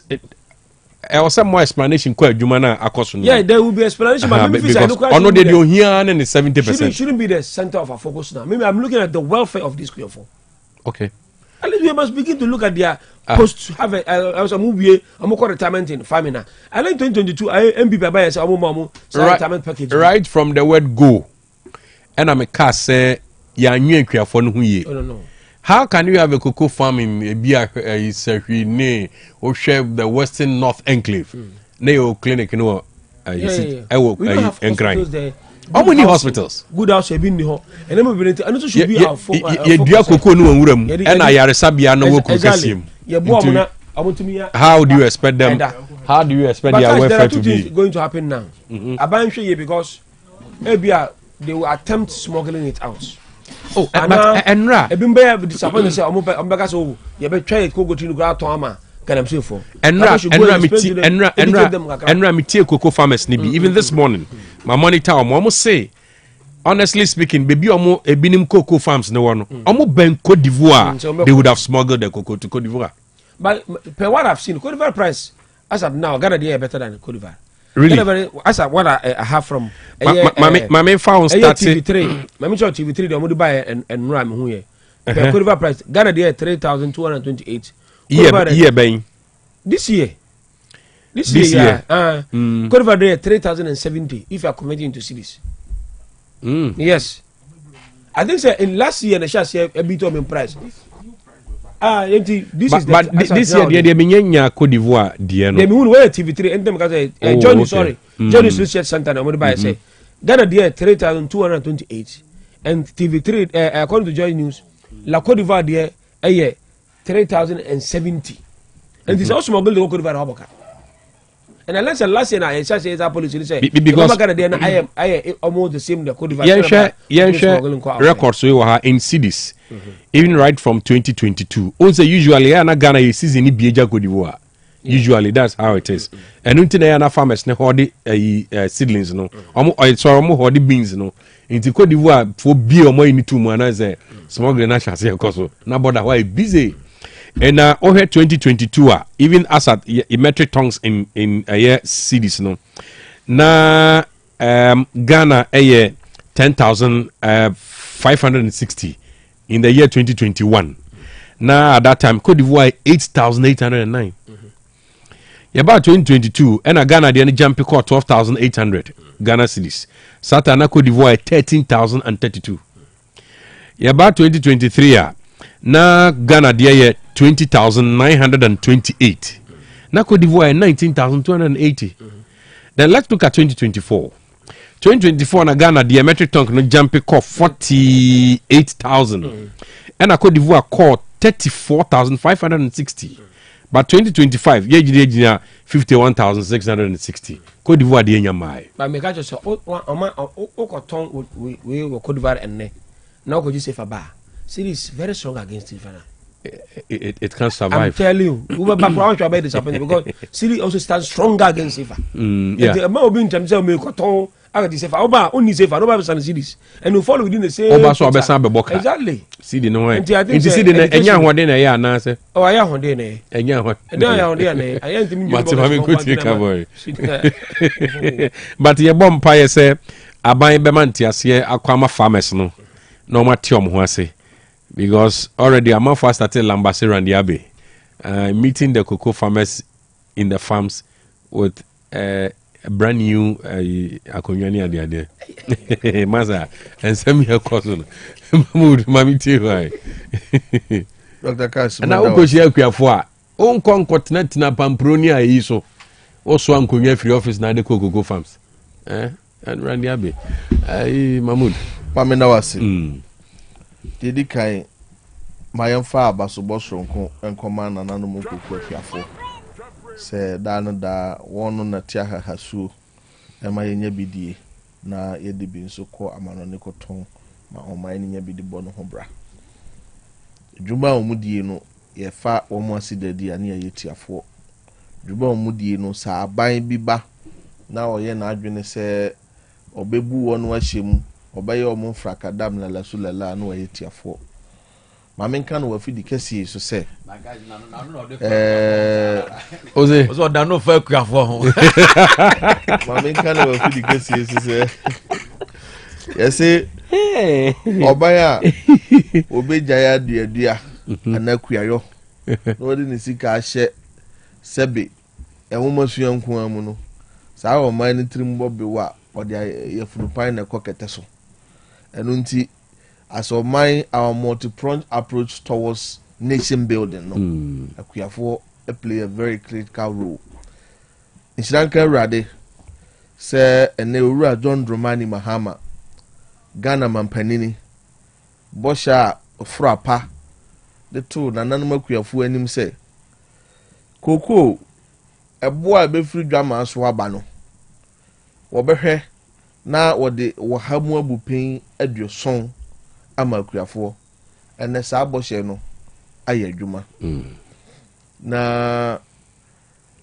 sɛ minim sɛ menka no sɛ yɛ ɔhawo sɛ menka no sɛ ɛyɛ adwumaden ne animonyam hyew san sɛ yɛsɛ baabi sɛ do na baabi nso yɛyie ɛnɛ cedi appreciation aboa ma ɔman economy sɛbi ɛka koraa a ɔman no de no through appreciation alone ɔman no kaa so ate boro Ghana cedi no billion ɔpepeepee no wɔ ha ne akyiri a Ghana ni biara asa January ni ebubu nkonta na ɔde ka bɛyɛ 22,000 Ghana cedi 220 million titisika no ene yebu yɛka nyinaa because of cedi ahoɔden anyanti yɛka no abama is around 17 to 18,000 kyerɛ sɛ ehyehyɛ yɛ pa ne cedi ahoɔden ti ɛka koraa na ɛda Ghana ni bia so de so ate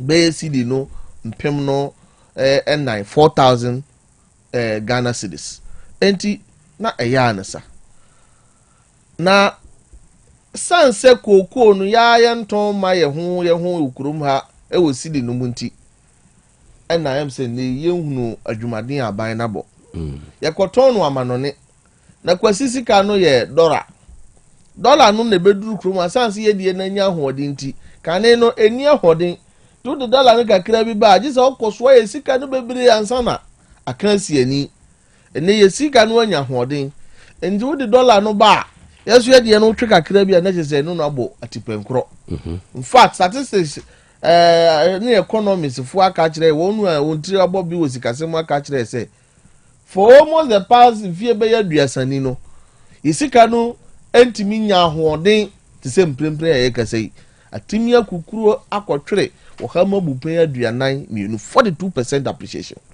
kyerɛ sɛ aban yi ɛne ne team ɛbɔ adwuma sɛ wohwɛ afra sɛ abra na koko bo ba sika aban no konya adwama so wɔde mu wɔhama bupen aduasia miɛnsa ɛna ɛma aban saa time no na wo cheke koko no bag wɔ dɔrɔ mu a na bag baako biara no enka obenya no $194 because ata ni esidi na hoɔden ɛwɔ fam na dollar baako pɛgye sɛ ɔkɔpɛ esidi no edunsia ansa na wanya nti na ode cheke a ɛba sidi no mu a na yɛ yɛ friend sɛ yɛ deɛ no cedi no mpem miɛnsa kyirepɔ wɔ ha 3,100 Ghana cedis ɛnɛ yɛ amene wo kasa yi sika amanɔne yɛtɔ kokoo no a yɛ $7,200 no per ton no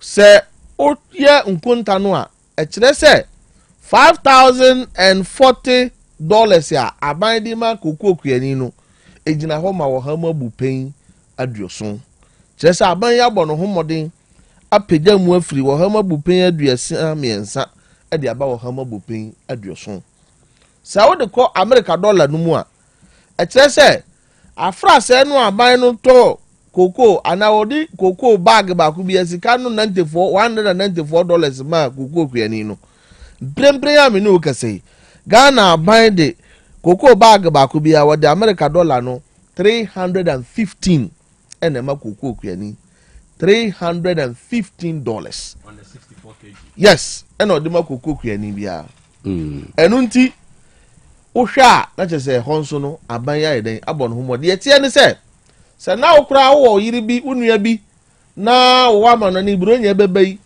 enka wo pe $2,000 kura na ewo se nka wo kane no ko se wo ton kokoo no bag du ansa na wanya sa $2,000 ndi ama unua no wo ba buronya wo de atone ma ba ma mo diga enei nsise foforo ya ye ka ho asemi unua kura no wo pe $2,000 no a de ama no a okoko no agu apaso no bag no nsia pe na obehia e de ama no aton de ama ne no e chese nei no uyi koko no kuma bi a sika amre bi nka obenya no eno a na obesan de anya fortunately or unfortunately said the maker no ene ye sidi no nya hoden ama sidi no anka dollar ba ko pa dis all the dunsia na koje no ene sa dollar no a pa o de sidi no edupe na o de bakwaje a kire po aduenunum 10.25 enu ti na ama nei no sa 300 10.40 per calculation of there na I think they use 10.25 Bank of Ghana Bank of Ghana no interbanks okay or you use cocoa pricing or you use 10.25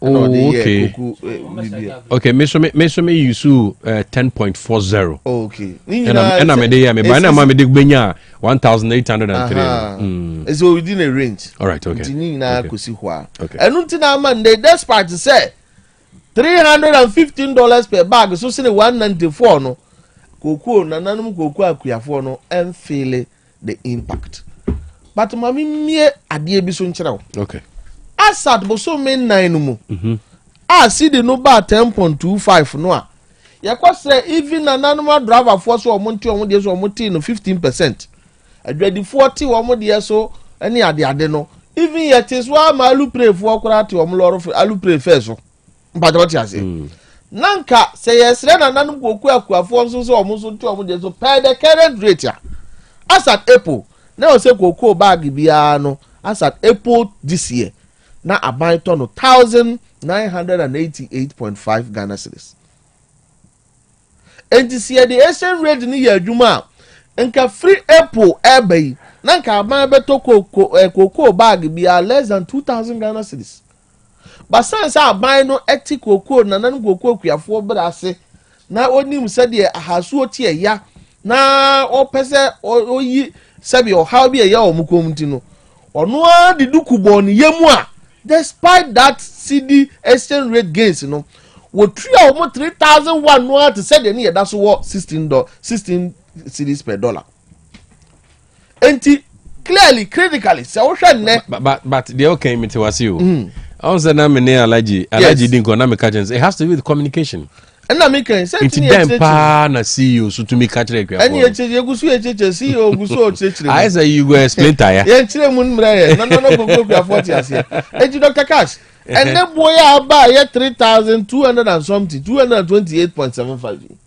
senanka ye hwe no in real sense dia e kire say aban we to koko akatua mu ana koko bag bia mu by 1,239 Ghana cedis 12.39 million and anka watum na san say na no CD depreciate gains buy wanye ho hwe na ye susu akuafuo no mu abesi nenti no na nanum akuafuo e calculate just 128 Ghana cedis nyina ye but the make dey say koko kuani ni say even with this sa 3,228 Ghana cedis no and the draw would be do Ghana hanom no enya dia 3,100 no miensa kura betima di say dwa no it shows to say yes abs ka boti no eba onsam no die so but sa sika no emudro eni tumi ehyem ni die betumi aye no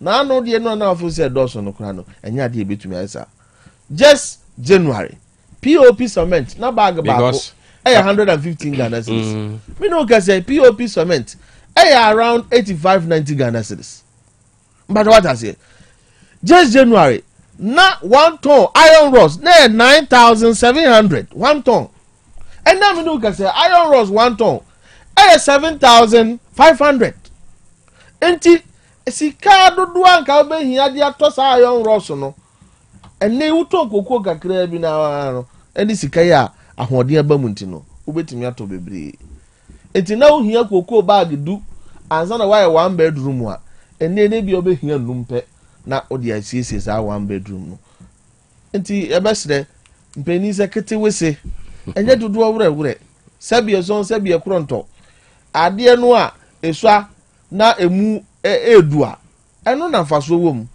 nti na obehunu se ma ho wonyina esi okunkuro eso ni esa ho ni akwa kwotwa ma ho gani korokoro wa bi sanse sunsum ne faso e ho sa ma ho gani korokoro wa no eche wonyina kunkuro no esi wo no ebia mo no yeah enye about how ade no ete no.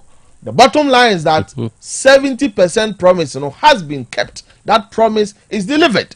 Because if you find your money, 70%, they now say, and coming more than that. Internet makers said it needs more and further explanation. Yet, meaning in an yeah.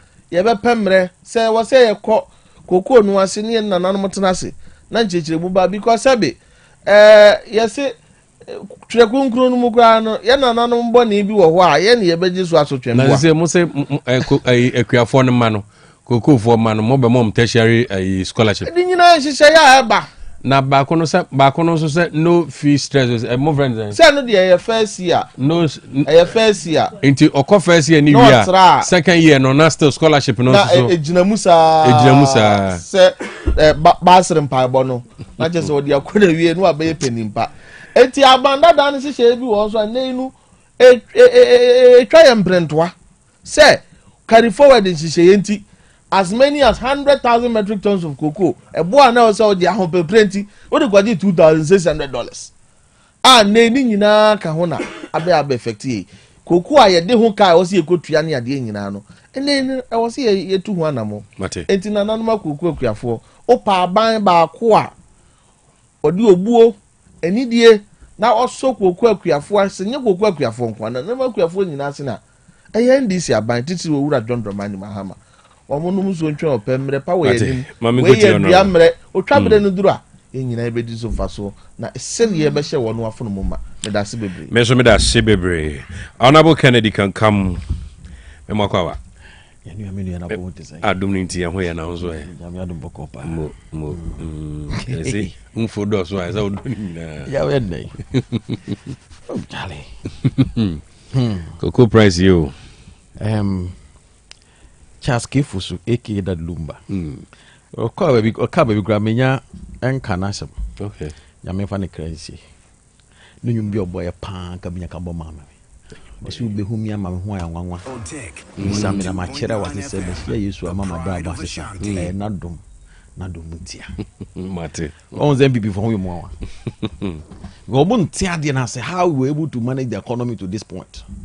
O tia say ba mo kote se etikese bi wi adwea o ma no bo hunu say yes enye so is simple sa economics ne nchira say na simple ni nyina na say how to distribute wealth on the mention na ma obi are satisfied in the society ni summary am bon no sa wo se obi ma dollar agina 10.5 as a 10.2 a ye nye de mo be huni. Because one say everything about NDC government and our governance, you know, dollar. Oh, that's right. Mo ba wonyo na ma yara. Enyum na de pa o. Me say bo nyo no na etie do Lord Lumba. Oh. O si we share Yesu ama na bra bo asensa. That's what you for.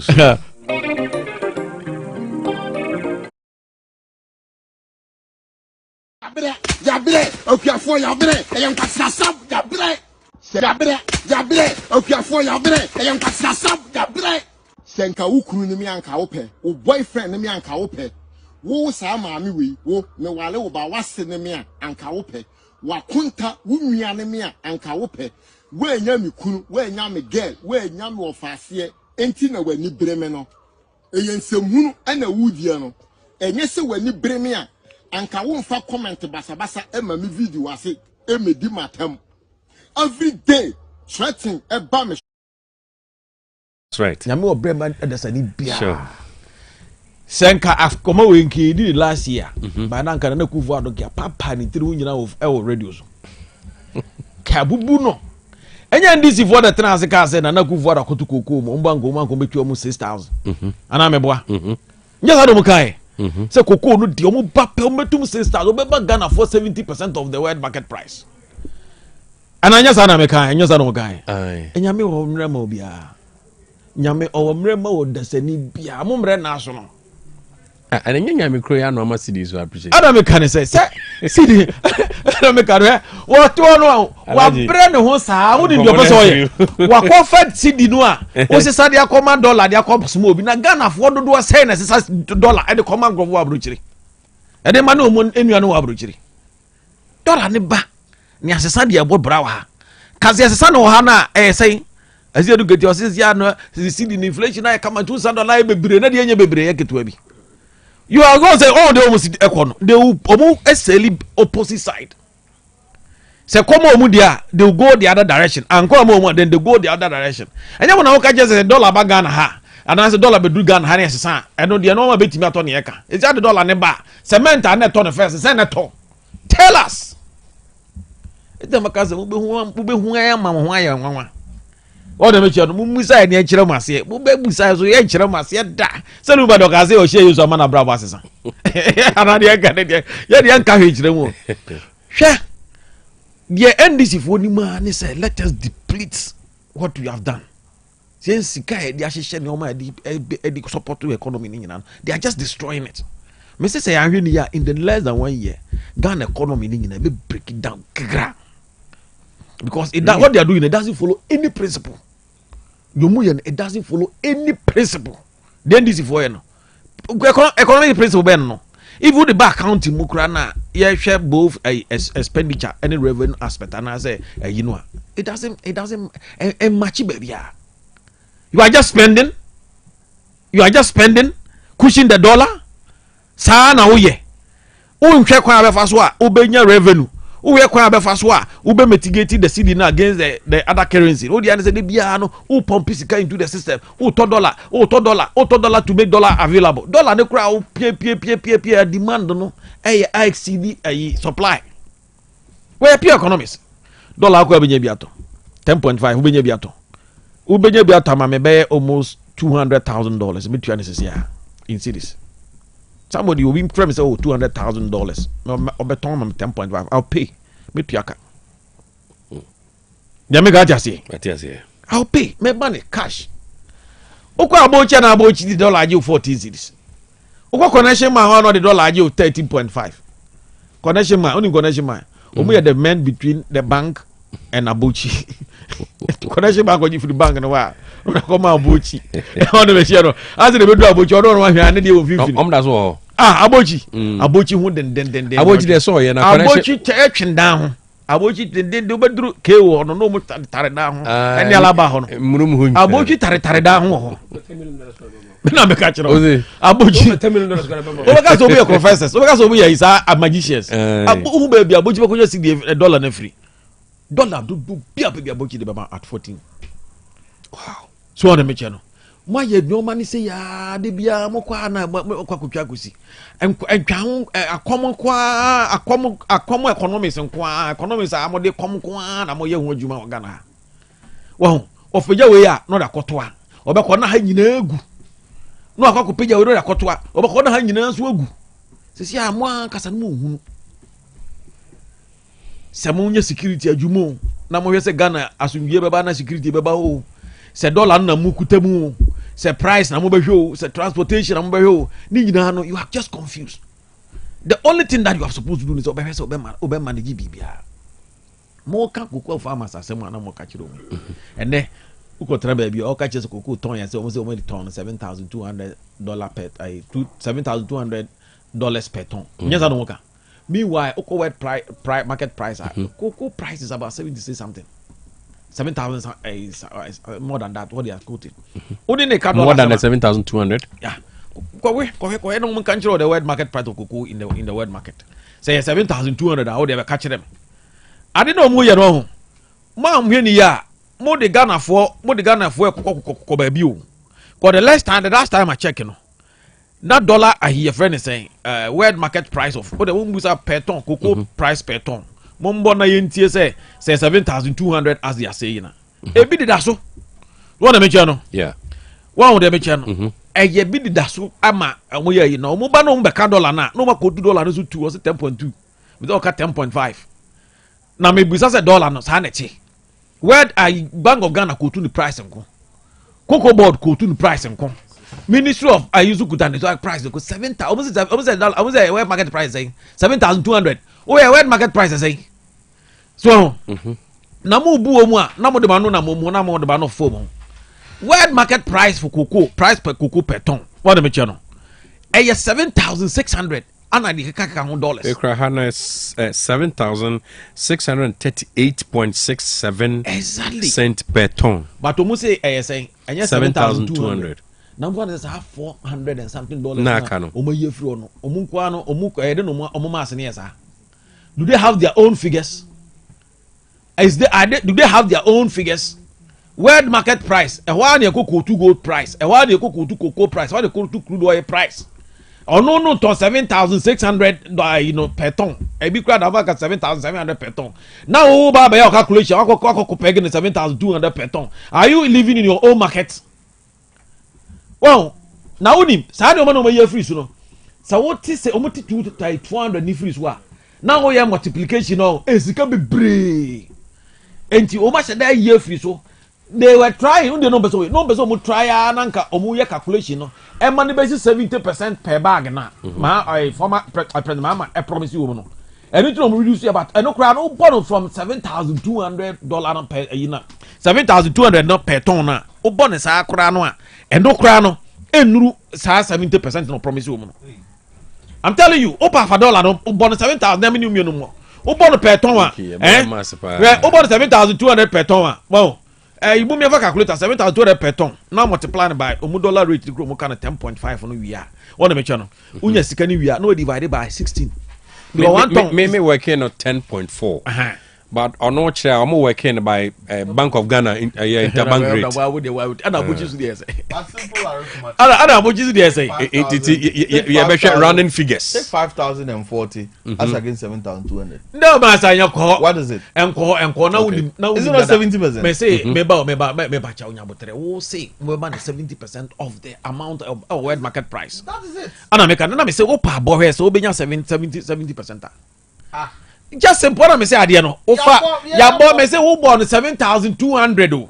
7,200 times $1 rate. But how so 7,600? No so bo dey say 7,200 the crown by the dollar rate. Obo dollar rate in here. So divided by 60. A question is a weekly rate. And I said the mama the cheapest. I know you use interbank rate. Me say mama the cheapest one. Mama the cheapest rate. All right. All the major times 10.25. 73,800. Okay. Divided by 60. Tobo Yachura to 73,800. Divided by 5,040. That's what government is giving them. Times 10. I didn't know about the government. 70. Also about 51,000. Also about 660. Also about 77 about 3,800. 70. 3,800. 73,800. 73,800. Yes. Yes, I know. And no, me about sorry about what? Was it 73,800? 73,800. Yes. And they say, what you saying? I need 51,000. 51,660.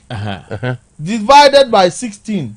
Every ton is 16 bucks. Yeah, 16 bucks. Divided by 16. I say. Divided by 16. 3,228.75. So at 70% at your dollar rate. Meanwhile, as I'm saying, what I mention. Meanwhile, as I'm saying, but world market price of cocoa, 7,600 and something, about 7,700.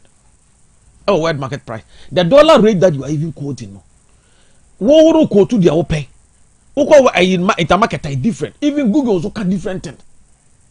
Go the cover Bank of Ghana rate. Okay. And I'm the boss idea. Not just a moment imagine say move by a phone 419. And then nipa no bebre fi say so na ku ayi no kura magalam say for cry better than say obeye koko ho adwuma. You gave them false hope. E momu ti ase say oba koko no ton no obeton 6,000.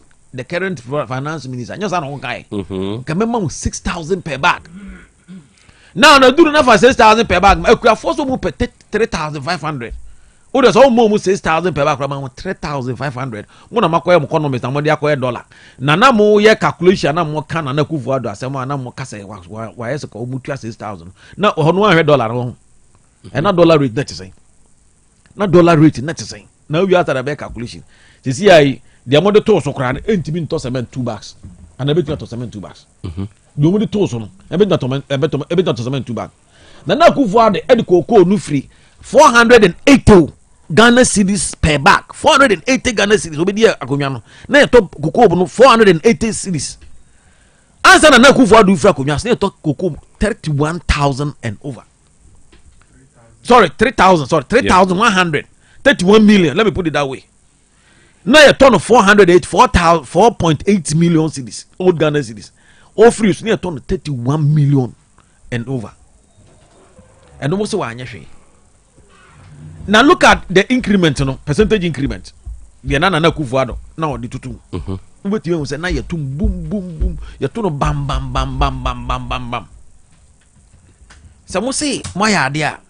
Na mo bom na mo sa mo nya ade nso a mo amu jejireje we dey some na kwa na grandu no kofa ba yo na dey enye nkwa na me be mo wana mu jejireje so eti I didn't know mo yan it doesn't motivate anybody and the time wufu kura say they are trying to justify it no mo di no be hihiem say o be say ekuafo nyom nya na nko school cash mo tia say nya ekuafo nyina na nko ebi ya graduates ebi ya economists mo ya professionals no mo akoy ekua anu mo akoy adwuma no na de wa mo sino mu kasa no we o say the kuku scholarship e ma ekuafo ema na ekuafo na dada nya kuku scholarship e fa mo we a tertiary. Me say me da mo kuku scholarship. Ekuafo me scholarship.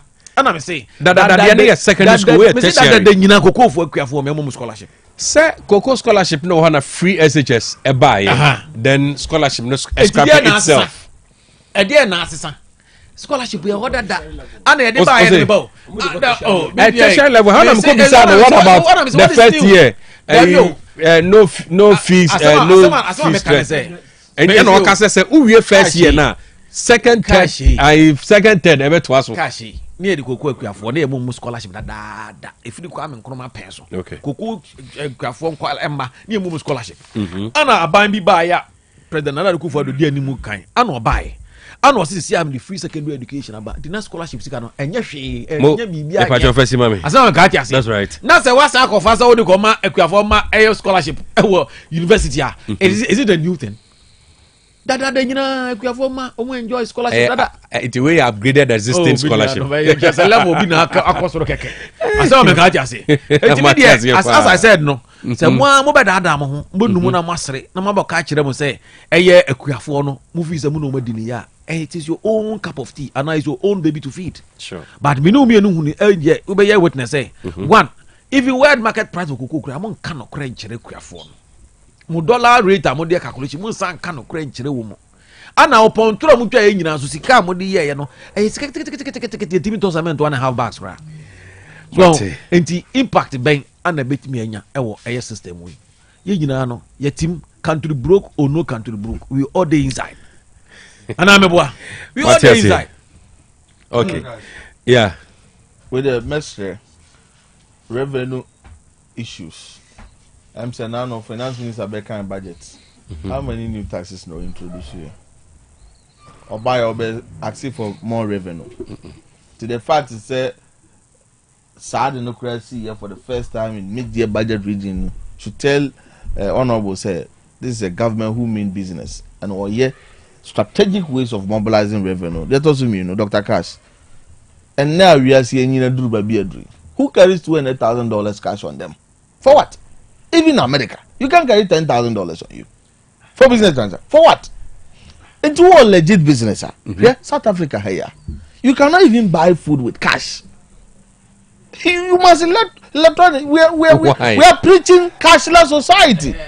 Into a business, my business partner, no honorable, me or USA. And once a transaction, go bank of why electronic transaction. Digitalization, and then you move digitalization. Then you started saying this. And then you started now, but honorable His Excellency Elijah Mahmoud Bamia. Abra wo Canada no go school so there was any abusu of Ghana that are not digitalization. Lastly oh sample lastly price ya moko online ko hwe no was it FOB price? You got free on board price. Do you understand? Those are spot prices in announced. FOB prices are transport, distribution services, and you are tier free. Even today, America says on Monday tariffs are 2 years. So do you know how much we are paying out of that? So only take all those other costs. Okay, so prices now and yet FOB prices. No, those are spot prices. Okay.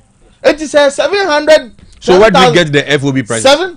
When you deduct all the other costs, FOB no cost to be and cannot be. The ability say offer 7,600. Now buy some 7,200. It means or the just $400 and transport or their distribution services or their tariff payment and all of that. All right, okay. This is a good government. Matthias here. Me pacho.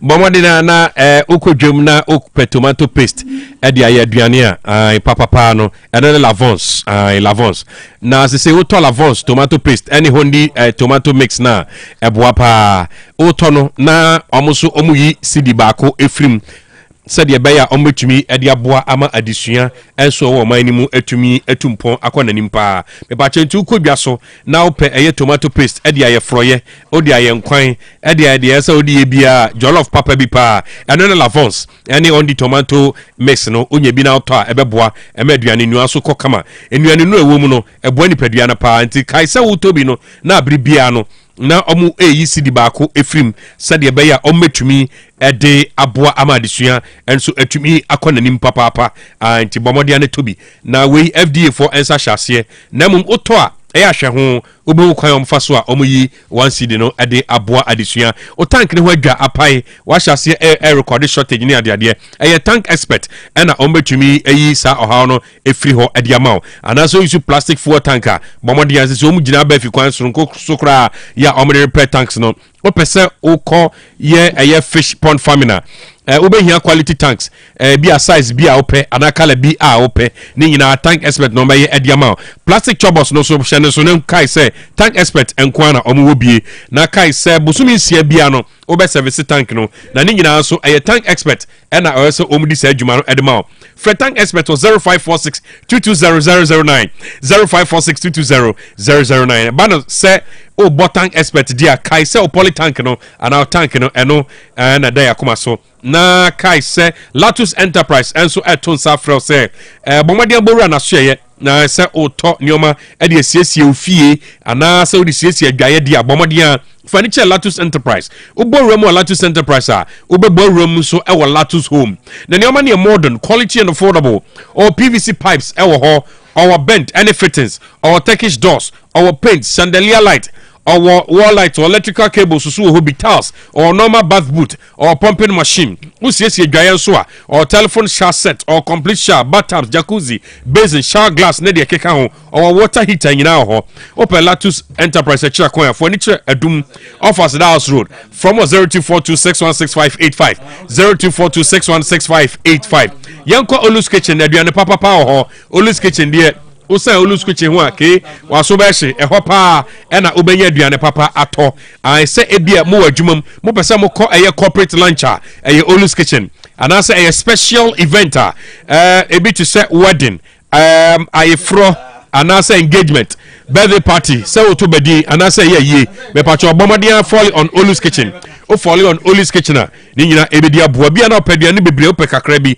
say no say Olus eye plain rice oye jollof rice bankuni tilapia osan eye catfish ene noodles ni ade Olus ebe heya owo eye asoase oben asoase heya wasoase ha oben ezi asonda no bomodian free Olus e was 0244 701675 0244 701675 me pacho kai say mmɔfra no ebie hia ɛyɛ nwoma papapa na ɔmo atumi akenkan atumi akɔnkan nwoma bi te sɛ perfect series books no esan sɛ nwoma no ɛyɛ nti Ghana Education Service agyatum naka enso approve books no ntisha no so sɛ free next one ekosi JHS no nwoma no ɛyɛ kama pa ɛyɛ kama papa say English language ɛna opɛ na award our people history of Ghana RME computing creative arts science and maths national say preschool no so free next one kosi KG2 no omo wan woman bi te say numeracy language and literacy award our people creative arts phonics computing coloring and writing for preschool about say no a perfect series books and I was say obawa dia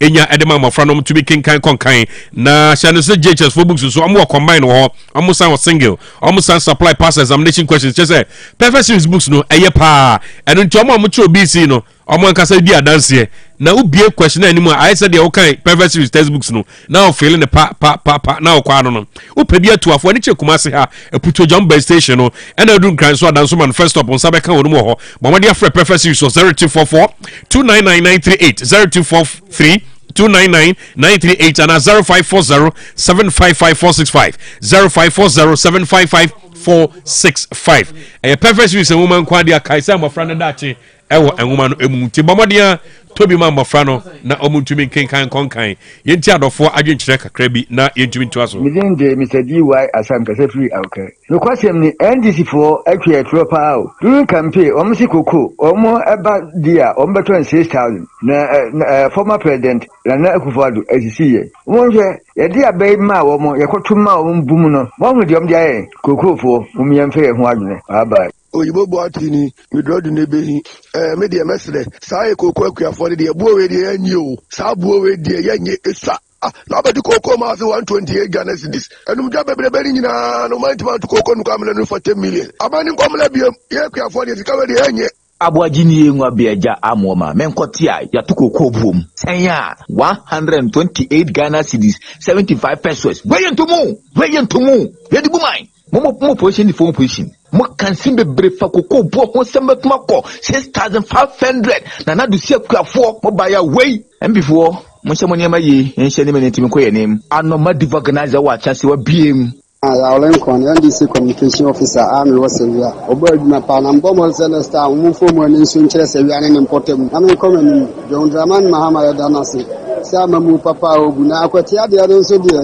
Yanu Kaomu, Omuya, the NDC affair you, the Darcy. Dr. Cash, speak out name. Doctor, I was at DSTV for at 2 charges and so. Now, and you are say data talk, live wire ding. I also yes, say, Monka and for my number poor and penny for was sent 20% increase now. Masolietiano, Manoya Jane, we said, Canada, say, Yama and Koyesa. Monique da buy new site. MP 40 say Ghana pound some yes said New my buye you could Ghana kojo to no muja hoko you. Master Ghana ni babia sa onye na famu die na my Ghana san fan into my panfra.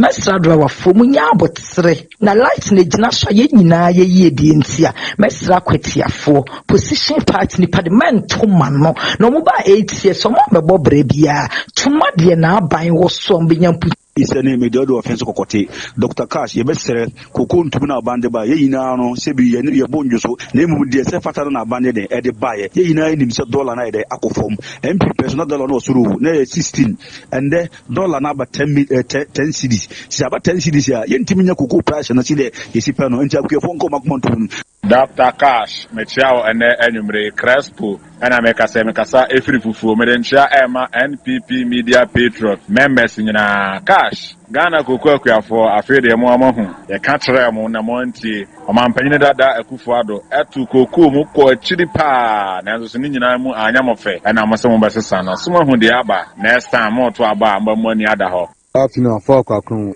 ene kura adofo lofere muntum hwe konfon a ipanam so amaka kekura tin power tie etin bu budget potholes traffic udisro kize aden Como ti omo tu patru mu ya tu DJ mu no tu no le ma zompre papa papa no o ka ye mama Ghana na so papa yesemo yenche ye ba no mo de bisi Ghana aden telefono mu ti esa Patrick Nye Ansabu Nsumo Penem Dinamica Senamajo, thank you. Mamencia MPP Media Patron, Mincha Kojobamba, na Mincha Francois, Namenkase, Yura, John Dramani Mama, with DNA Kuafu Yamopa, Okofa, a bo atu kukumu, Akofa 1 million. Nanado Danko Kufa, Namusu in the Paboni, now what the way, can afford a bachelor. Good evening. But a premier package because a fan pavilion number 2. And your man I had to swan a dear Ben, your man was at a more almost wanted to soon. Any penny I told you, a mono was wanted. Yanni boy Jane will want to test. Now, well, a more sister cities in 50 cities in penny and a turn with you. Ain't you almost any man who mattered to so a cocoa pa was it a kufuado yakokra went to me and took a kubu. Oh, by so went to me and your free. Good afternoon, Dr. Cash. Say the Mason Cossaca. Dr. Cash, the rough for no bendy, no more argument. Anything you must say. Me make a say, Captain Juma, Yobi. Now, Matilia, Okotona 45, near Tesla about 44. Now, Koto lights. Now, let you know, so 200 is a month. Now, there's auto 250 a month. 7 for some part also. And the man now, what here soon, the acquest or the Hoko the Jumbin or the Dr. Cash. And now, what was how the crowd, the cool is a million Coco, Mason Cossaca, Cocoon, wine, Bassa, Mikusagu, Adremer. Good afternoon. Dan Queen with what doing in my main chair, my may be our Kumus and Chamodeno Quapia and a doctor from the Champon. Ghana was man who scam my NDC for scam, NDC for the propaganda, Bejakuna, and then throw any scam and Konomascan Ghana for Quafo, one more who Mujaj. Dr. Kass, good afternoon. Pacho Jamal and Medoduoma. So Dr. Kass, I was a transport minister and Oman paying any quantities and to move a woman. Okroma Yato a letter 23 CD penyo. Near to a gala 103 CD, man to Lord of Fame. Even December Kran, yes, in your mark from Krana Petrone, a letter 14 CD, 72 pesos, man to Lord of Fame. And there, even Koya did delay via Krana, air to us 88 pesos. After a mobile country, move to Lord of Fame.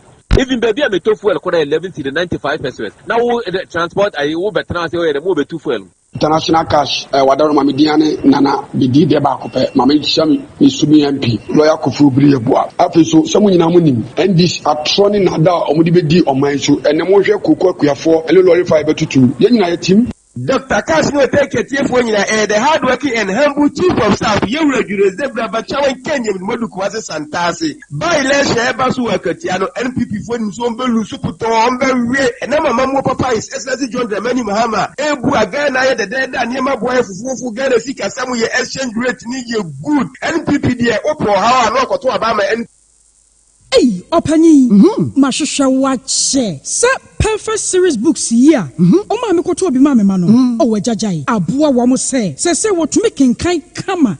What cabrofo. Wow. Nankunta walk ready. A Jajai. Wonderful. Mr. Ghana for GIJ perfect series. At 2 mono dear. Jai. No dear in D4 and a chair woman Pia. Our crutch. Nursery. Any KG. Books PAB. And our science. Creative arts. Maths. RME. History. Coloring. Computing. OWAP. Nina. A free basic 1. Equasi basic 6. English. A free basic 1. Equasi junior high school. Nya band combined store. Or Nina B. English nom and maths nom. Me say. Books be anywhere. Perfect series. Any B. Na GS. Any NACA. And so I'm approver. Into a batter Pia Koto be maneba. Hey, and that's a way dear. So could be crabbe to me. I could chew. I could tongue. How many students? Na and no crab dear. What table one say she almost has a mock exams, terminal exams, and a midterm exams at the master schools. A here wamamua at to phone call putuaja station wa and crying down so mine. First up, and your mama beer, your tonton books beer for 0243 2999 38 and a 0540 755 465. Perfect series. Your worst future is secured. Order 4. Mami Misa was sembio. The Baina Ope Bresse. Okorisho nipadua mu sede onipadua na kwa na ho density obrabo osa cholesterol anasade dodo ewo mu o blood group o genotype so ye AA AS ana SC Sabre may comfort by Grace Medical Center the amount say enhwemu bia bramye nchen ma ye nhwema ka cry de kwa de bampo brano ye de coffee tem kwese bibia de ye na ye nipadua ye de ne kode ne ba bomoti ase obehwehwemu ententem na bibi siewu a ye hunentem ye timi aso ano by Grace Medical Center ewo Kumasi Breman DVL ne nkyɛn pɛɛ ɔsɛ kwadwo area wa bibia ni amienkasa 0244 97 68 05 bio 0244 97 68 05. Se unya fafim papa wo ngumesua ma wabra wo na ekoyie ma saa eno ti da bia me kase suku na obekọ ne de hu hia hu se obekọ suku papa ubewi obenya adwuma ahwo no ena kyesa mpa wo suku papa eno nti na me kanfo DHI College of Health and Education ediama ane a DHI College of Health and Education bra suku papa ne amount tie ewo early childhood education affiliated University of Education Winneba sounds ne amount tie ewo diploma in education mu ema one opese wo kyerade na qualification a degree and HND holders in Kwan. Kaisa win afeba ko pepe no wie your regular and your evening classes. Kaisa certificate we University of Education Winneba and a demand near Mompon campus and a Kambum. And you know Kwan your mantity pa our certificate in sign language and also chemu e mantity our medicine counter assistant Miche MCA. Now feel person be top up also our dispensary technician 2 and 3 as well. And also e be mantity wo papa bi. You a DHI College of Health and Education Echikwan ewo Kumase Patasi yeben Dr. KJC Sunyane Sahi Debiso ene kadezo sono ye podwuma dikadika wo ho from 0244 213 187 0244 213 187 kanena na ne etukwan ekopa amanfo ebe install CCTV camera and solar panels ade mayen na so ne die BOM Ventures Adawromenti Kumasia ye ni dadwene na ne nsa no adwuma efese enam na adwuma panti enyumakuo ankrankra ene suapo ahodo ana wo install CCTV cameras and solar energy edemom no ye wie abasobode anko an wagye eba no solar panels inverters gel batteries controllers solar street lights solar fridges CCTV cameras and cables ahodo nyina ubenya bi eho se wo pebie tuaton anasa wo de kwaye adwuma enya hawkra ehwa na papa ni guo BOM Ventures nyuma panti dodo na abone mane se awiaba wana mawia so benya nkane ama wadwuma mu ufie anase suapon bia mu ebuakwa edan na GN Bank ewo mu na first floor freno ewo 0559 500 550 0559 500 550 BOM Ventures. Let us work on behalf of you. Generate your own power.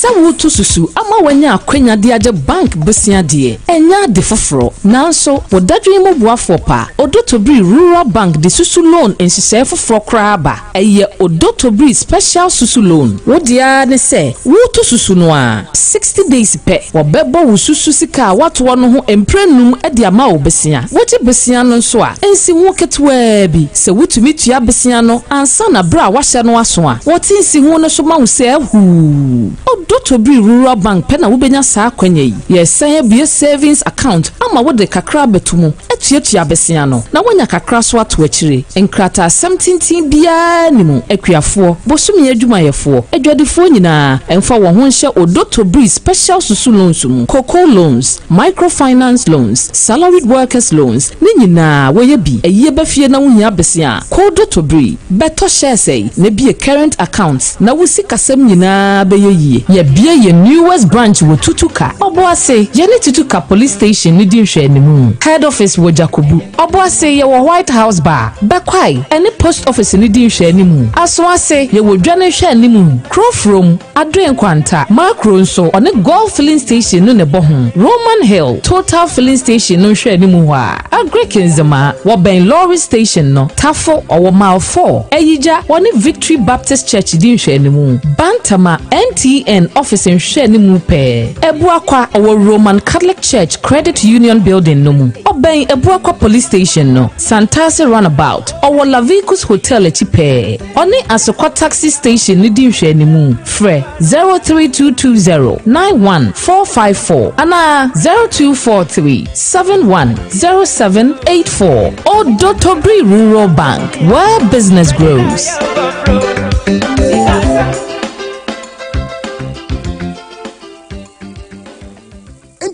Ya ubie wadwuma yi ene mu aye masei na wo dia sa wo nyi hwini Meka say Yanko St. Paul's Cooperative Credit Union and a would see me and then come shop why you say ya.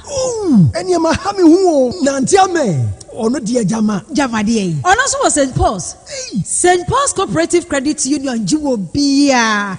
Sɛ wotu susu na wohia bosia ɔde ma wo ntam so na honsi won so ɛyɛ ketewa bi na sɛ wotɔ shares nso a afi bia wonya wo so na womfa so minim dia wo kan na minim sɛ mu ayɛ desa sɛ wotimi de sika every wo phone so ɛkɔ bank account mu ɛna wotimi de free wo account no mu ɛba wo phone so ɔne sika kora bia hodoɔ bi aka bomu a baabi a bɛkɔ bia no wotimi de wɔn check ɛyi sika free hɔ ma ɛyɛ yi St. Paul's ɛyɛ savings current ɛna kiddie accounts ɛyɛ me badaakye ɛnti hwehwɛ wɔn kantin kora no yɛne dwadada no ɛhwɛ nimu angoma so yɛwɔ station hɔ a yɛne dwa no hwɛ nimu amakom deɛ yɛne St. Paul's Catholic Church ɛwɔ Daikrom ɛwɔ Lobito ɛna Swami yɛwɔ Takwa Makro yɛne Telecel ɛwɔ Daikrom brɛ 0322 497741 ɛna 0531 012 729 St. Paul's Cooperative Credit Union, a financial partner you can trust.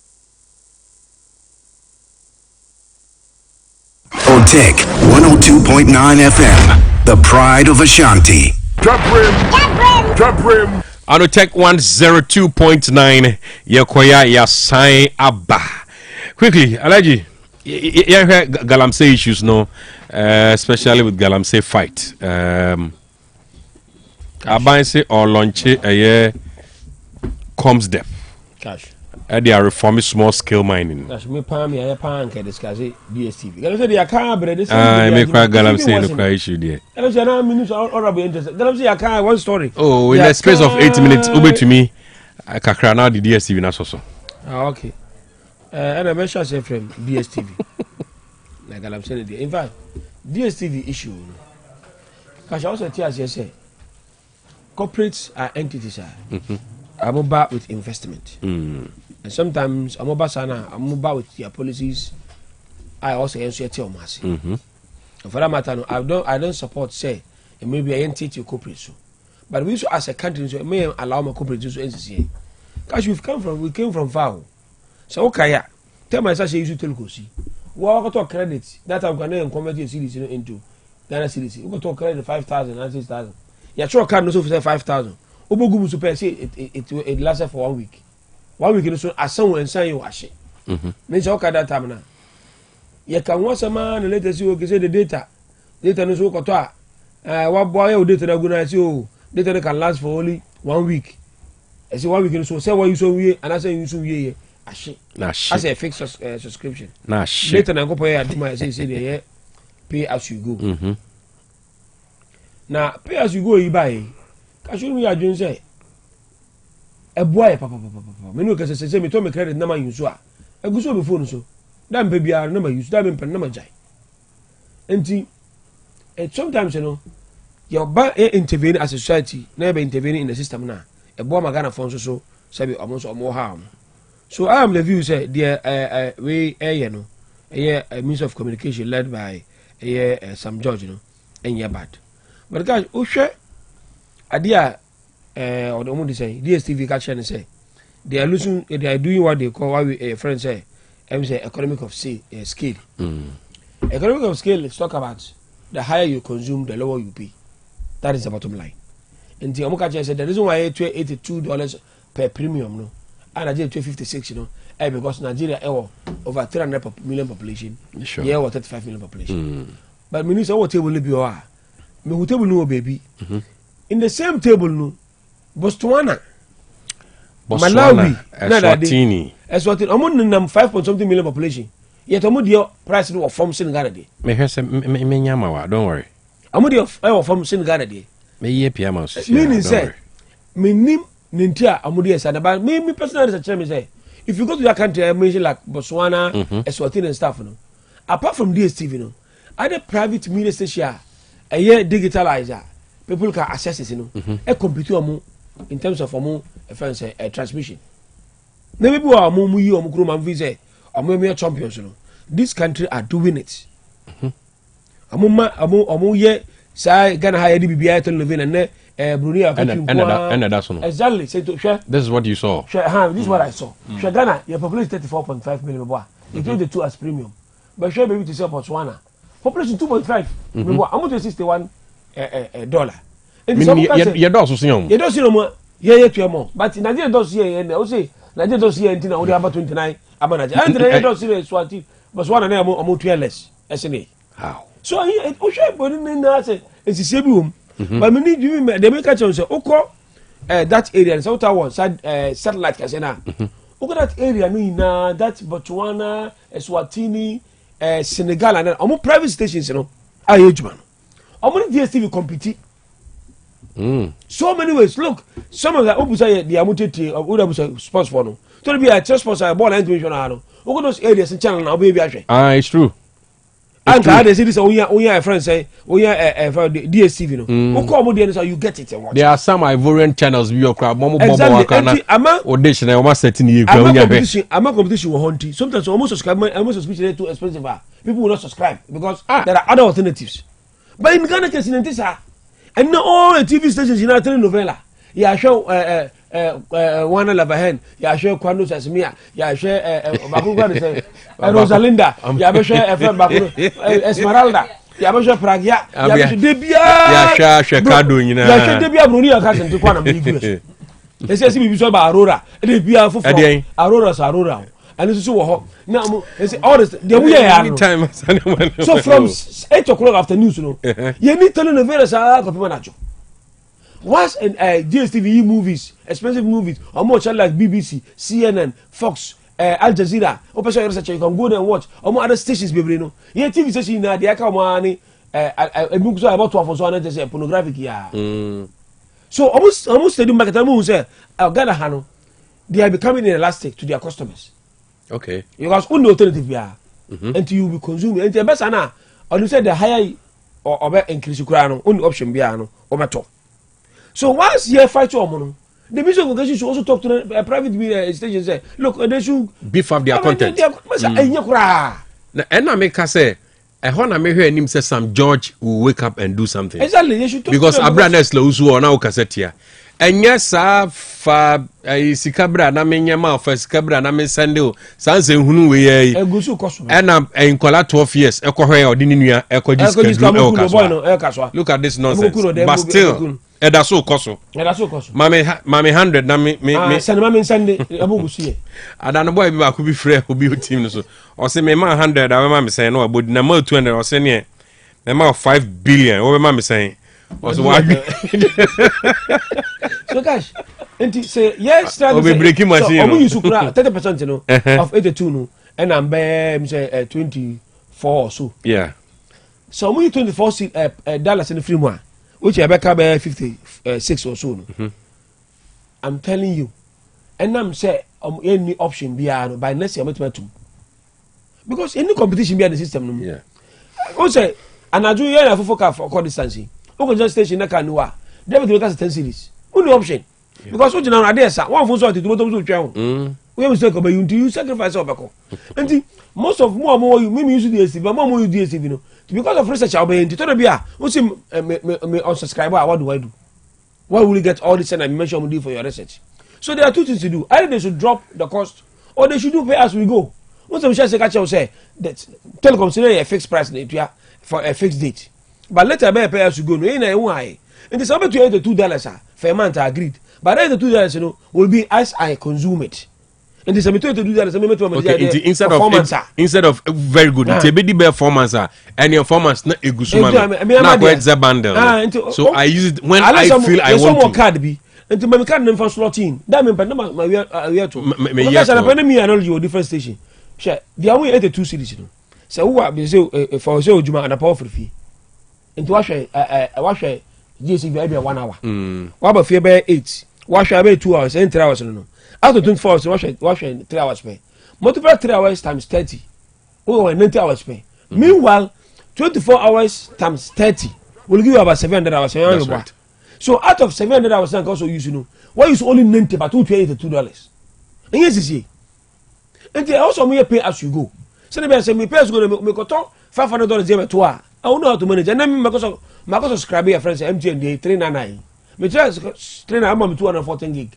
It's a manage my dear. Me mama just say me use 1 year. And the madam said they I don't to use my own thing. And the All right. son was a yellow. But your jai system is almost what they should look. Sometimes obi and never boss per have money in the market. What do I say, cash? Yeah. Oman rival in the market. Karina na use Vodafone Kwan. This is what to say. MTN Bank and no be a digital. Look at the system. They are competing. And to be a best honorable minister, what's on over discussion? Yes, you mean the TV3, GTV, 111. They show so a more upgrade. Exactly. Okay, behind the TV, apart from news, are interested. They are in a storage on Kwan. Now, same TV be about more for NBC. Okay, Arab stations, I'm quite Arab. You like it? I tell you. Obi Oha the format no obi so a news talk format obi so the music talk show format but on Galamson they make answer which kind of well I know because they are quality Mahmoud December Otakash now I comes the a name community money difference man o me that's bebre community mining share abanda da utwa moko no kofa bae with the intent to mobilize local young people in pro-mine areas. Na ya monitor abo mama mwenye jumani biaye. Unfortunately, said the Nancy share any said the implementation of coin na ebobra. To the extent say adia is community mining. A dino crack a keshu signal you say a kurunu and a cane.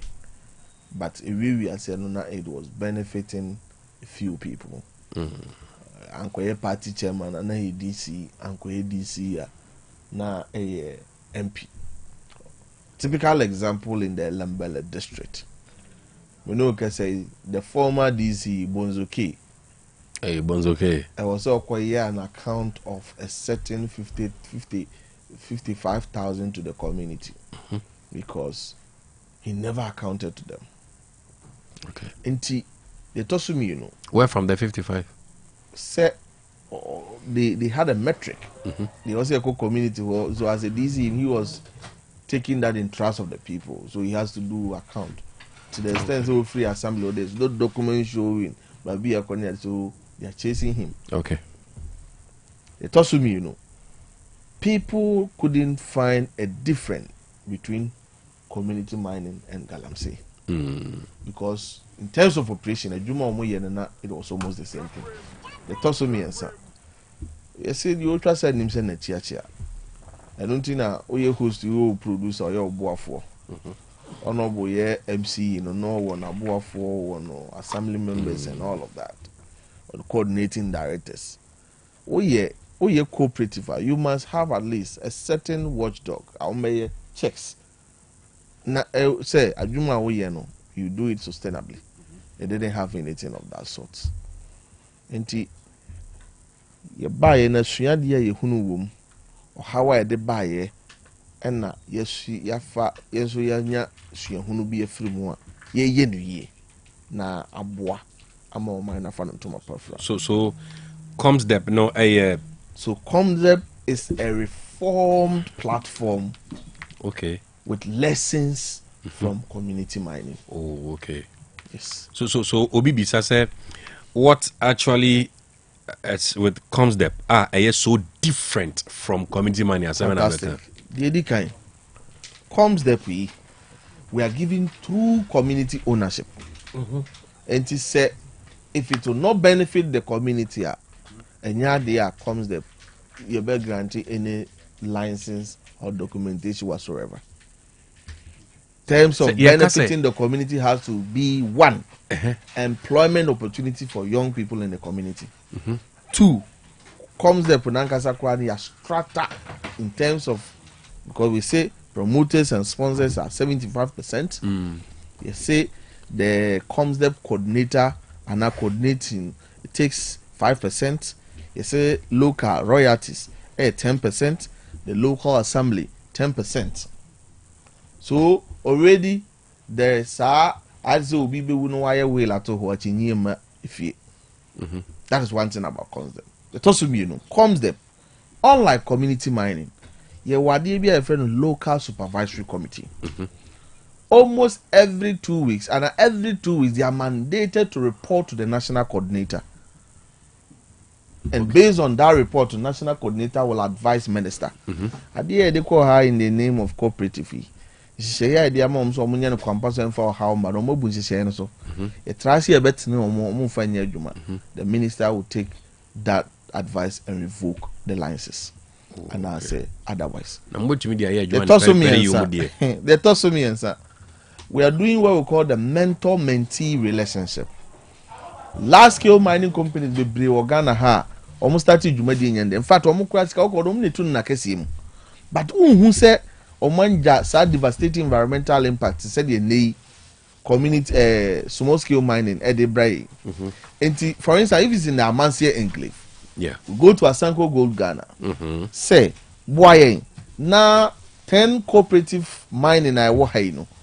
Why never offer technical guidance to them, technical guidance and support into Omo Nebeboa. In fact, it's a pilot program in the eastern region, and it will introduce, even though artisanal miners formally Omunin Krata is just a pilot. Okay, it will interest you to know that is the only enclave in the eastern region mining areas are Omunsueniate because what's it for?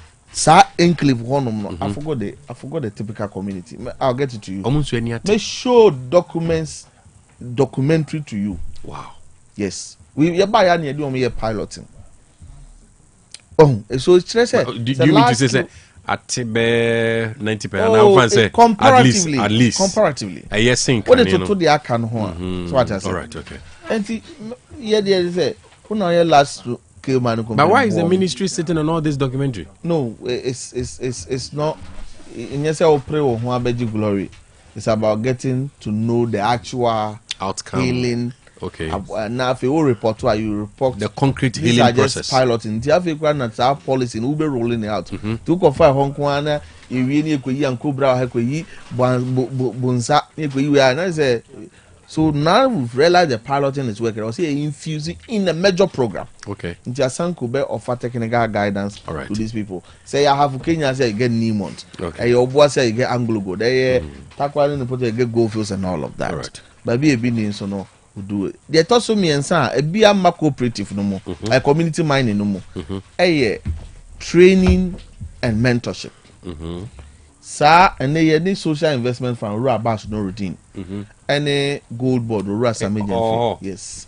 I can see any package here on Monday one is going to be geared towards training these artisanal miners to do responsible mining. Until we bring the expert, the people with the expert knowledge, locally and international. Can't be a South African here. They no more about former fantasy from Kumne. When they try to the technology, and then mercury-free technologies have come. The whom he has said, of course, some mercury I could go at the chemically good. Sa machine no, a bind so he say, a bit me a procure be a subsidize mercury-free no crasa machine crasa. Former ambassador to China, MPP time, or the B-buy. In fact, as we speak, we are even building a local one. Your friend is Sikabuchia. Sikabuchia. Yes. Me no can say on why you be a the test results no ko. The results no banner say a positive one. That agency also. I think we are hearing something better gradually. But I can't say 200 free. More tighten enforcement. No, enforcement is tight, and just that didn't go into Galamsey proper. And because Galamsey proper, we won't say enforcement is really tight and all of that. All right. Anti-cooperative mining.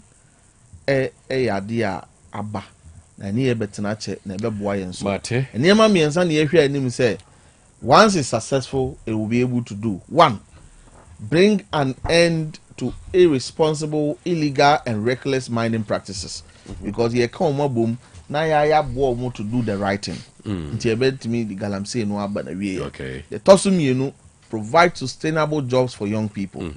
Baby omutu gala no omo asem omo kan nyina ne se de obedienti nti se ye mo kwampo obetimi adidi na omo ama busua bi adi a omo nkose nsuo nkose kwaye nti adi nnwuma beba de toso miensa cash what study there's a emerging trend of community and large scale mining companies always in a banter Remember the shooting incident at Obuasi? I have Kenya say Asante go near there. Yes, because we are partnering with the large scale mining companies. No more CD part of more concession mineralized areas. You're pushing ranting in our course. So more active mining pits in Manunko Fasa Mumba. It will grab it in Sadia Shundiaba Kurunua. Large scale mining companies woman. So to me and a Juma and a new be a woman on your bay and a corner. I'm also the Sika bedding. I bet say a Juma Dimo. And that is all about comes them. Nayami Adumochana near Lonchi. Oh, okay. Obuasi. All right. Asantimantem Obuasi. Okay.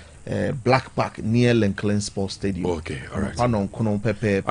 Na Yashimi. I invite the OTEC Dwabrem team. Okay. Maybe I can invite Honorable. Honorable Otina Mehuanim. Pedio. Pedio. All of them are $200,000. Naza pokrade is all right. I don't use one money chance. Oh yes. Me there. Question crowd the damage. And then they call the damage. And about what you know on a comes them. What church upgraded version of a community mining. By this time round, I'm beefy up Nyoma Kakra. Gosh, that no. We beyond society. That no. It's a nice way of getting their people into the gold industry. Utu mafro se braba you concession in the way. Debbie. And as we were they were powerful on no or why am I producers in so much in go. Almost Debbie. Onyama obi those who galam see me. Small scale mining. Oh, it's I didn't hear. I didn't say nipa ewura forest in him. They are depleting the forest. Yeah. Ekwan bia so enye the right way. So what I mention. So obetunu legal, so obetunu illegal ni nyina no e say forest no. So enti the yes ye no first and say yes yi nipa ni nyina free quiet ni. So de be ya quiet ne ho beton ni ho kwan be fa so a quiet no ye be ye quiet ni ho adwuma. Na de yes say no dada no ye mpe kwan be fa so a ye be correct no. And sakura na ye be make any move we are making move here. Now you are using a different way to legitimize the entry of the various forests in Nasifwa. I don't know. I didn't know. Said you see na mentorship na no asanku anazo go fields as a AG you know. Obenya time I know abechira was me bechira was bramenchira obe boa mo the competitor. And they make how are they going to mentor the person? Mentorship we mentor mo saying. Now na ko AG munkusua AG for mining na munko wura ho na munko we almost a business secret we are move anko ebi so that you go to the market with me. Oh okay. That be mentorship okay mentorship when the obako tra no sua ne books man nche ana be obe ne den obe kire omu sen obisa also obe kire omu sen AGI wire mining a che AGI sorry wire mining a che or no sustainability practices. So just impact these guys with the sustainability practices. Hotel, AG, Asanku, Yaba, they take them through. Then we release them. Go and practice what you have been taught. Okay. And we know because the reason why we are even launching it in Obuasi is because AGA was the first company to have accepted this policy. It is a we say with the ban normal asitrema enye juma. Even in marketing, in business, enye juma. How many people? I know because me trade secret and I said the way I see my dear me friend was a better. How many people the team are there? Me because say ban normal life more. Oh, a kwa for sunya usika. Or I say no be so say pe kwa bi so benya usika na bia. Oba chance hana me fam sika ti be na kosi me na kosi manim. Na kosi obama na kosi wanim. Ya bi obi ani oba. Enti ade ne dia on say asem bi o wa ho. Yempe west. Oh, minua. Say yempe west ni ehihye nsensem ne de. Cash betimi a pewes ahihye ne kama ye betimi ayi omu nyina free nsuo ho ye ma obi anko nsuo ho ye be ma omu certain meters be from the water bodies ye ma ne nko natural reserve obeka ne kan de sanya di ho na me to go do na me de machine no test ane to form na ye kwen ne wure nsuo na no kwen na ko nsuo na no Cash, that is a question. Ubejan ho na. Well, nchade bi wo ho a mo no ade da mo ye no mo pekwan bi so ahyem afura mo nkrofo ntade ama ye omanya kwa to gold no mo e de akwa sell forest ni mo na mo pesa mo ye because it's here be adure. What about say omo regulate number 2 no more without some saying you so say what if omo fat nipa no more number 2 no more na omo saying you eno so we make us a minchiro ye ba ye no da bi asem so asa o kasa bebire no. Just for information. Adey Cooperative mining is not allowed in any forest reserve. Oh, okay. It's not allowed Currently. Nobody can bring say identify location we're going to for it. No. All right. Yeah, take. Forest then atanda numere then atanda numere forest nkofoko re. Omuno mu ye AGA fo na ase sasango fo na ko ra atanda numere forest. Ana oda base ho no Anglo go fo na ko ra ho ana asango fo. Ana se go fish company na ko ra ho.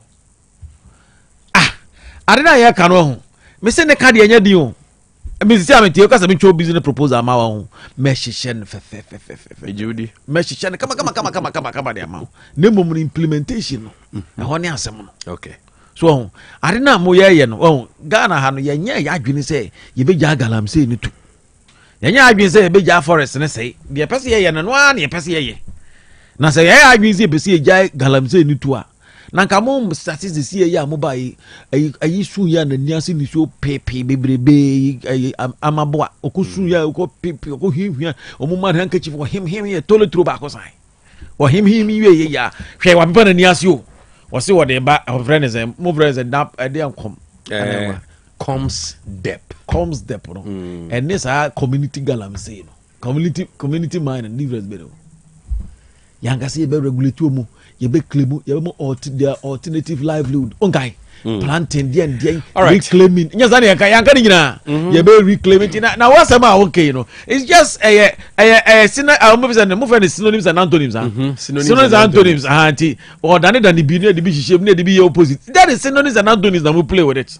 But they all can nyina no ya ye nyina community mining policy community mining program no how they will mine at a certain range, how they will do this, how they will do that. Iba omu kwa ha the people are go regulate omu opanyini we kwa ha ehemfo ka ho achame fo ka ho bojo fo ka ho we mu nyina na we ni we betena se se we nka ho a we ntimi we nka nyanka ni nyina community mining. Me that say honorable thank you. Enti dem kan ni de ye kan ye de no eya no say we mu de me say synonyms and antonyms anu mo ye hwadwuma na nya bibi foforo. Me that say Mesdames et pas Ose c'est ça beau tiana ni encore na nkambesa me chia Dr. Keskin kwa motia regional communication director kwa motia no on say the region mbetu so ba mo reform ye no mbetu kwa motia say on bambeli do communication research na mbetu so ba research is so so aba ma we ni presenter akra ni producers beto so aba eno me fa birthday wish way Emma Mabel Mamley for a final year student of nursing and midwifery training college TBA where to be precise. And there, I would a happy birthday to you. A birthday wish coming from Kobe Brown. Also, my happy birthday. We so come in tough way. A blessed happy birthday to Ata Ejewa Emanuela. Any Ata Ej Emmanuel. Bongre and Amowo. And then Mawodra. Now Munginamuko school. I was step to life school. And then Mawoda. Ubibia Soma mo happy birthday. Maufo Munina Soma mo happy birthday. Busiafo nyina. Especially from Mr. Owusu Amwa and Madam Hagar Owusu. So mama happy birthday. Abode Nyankopon bom ho ban. Omamo kwatente na bibia so nya kama. Mapon na Shannon so 6 o'clock PM news is now on your radio.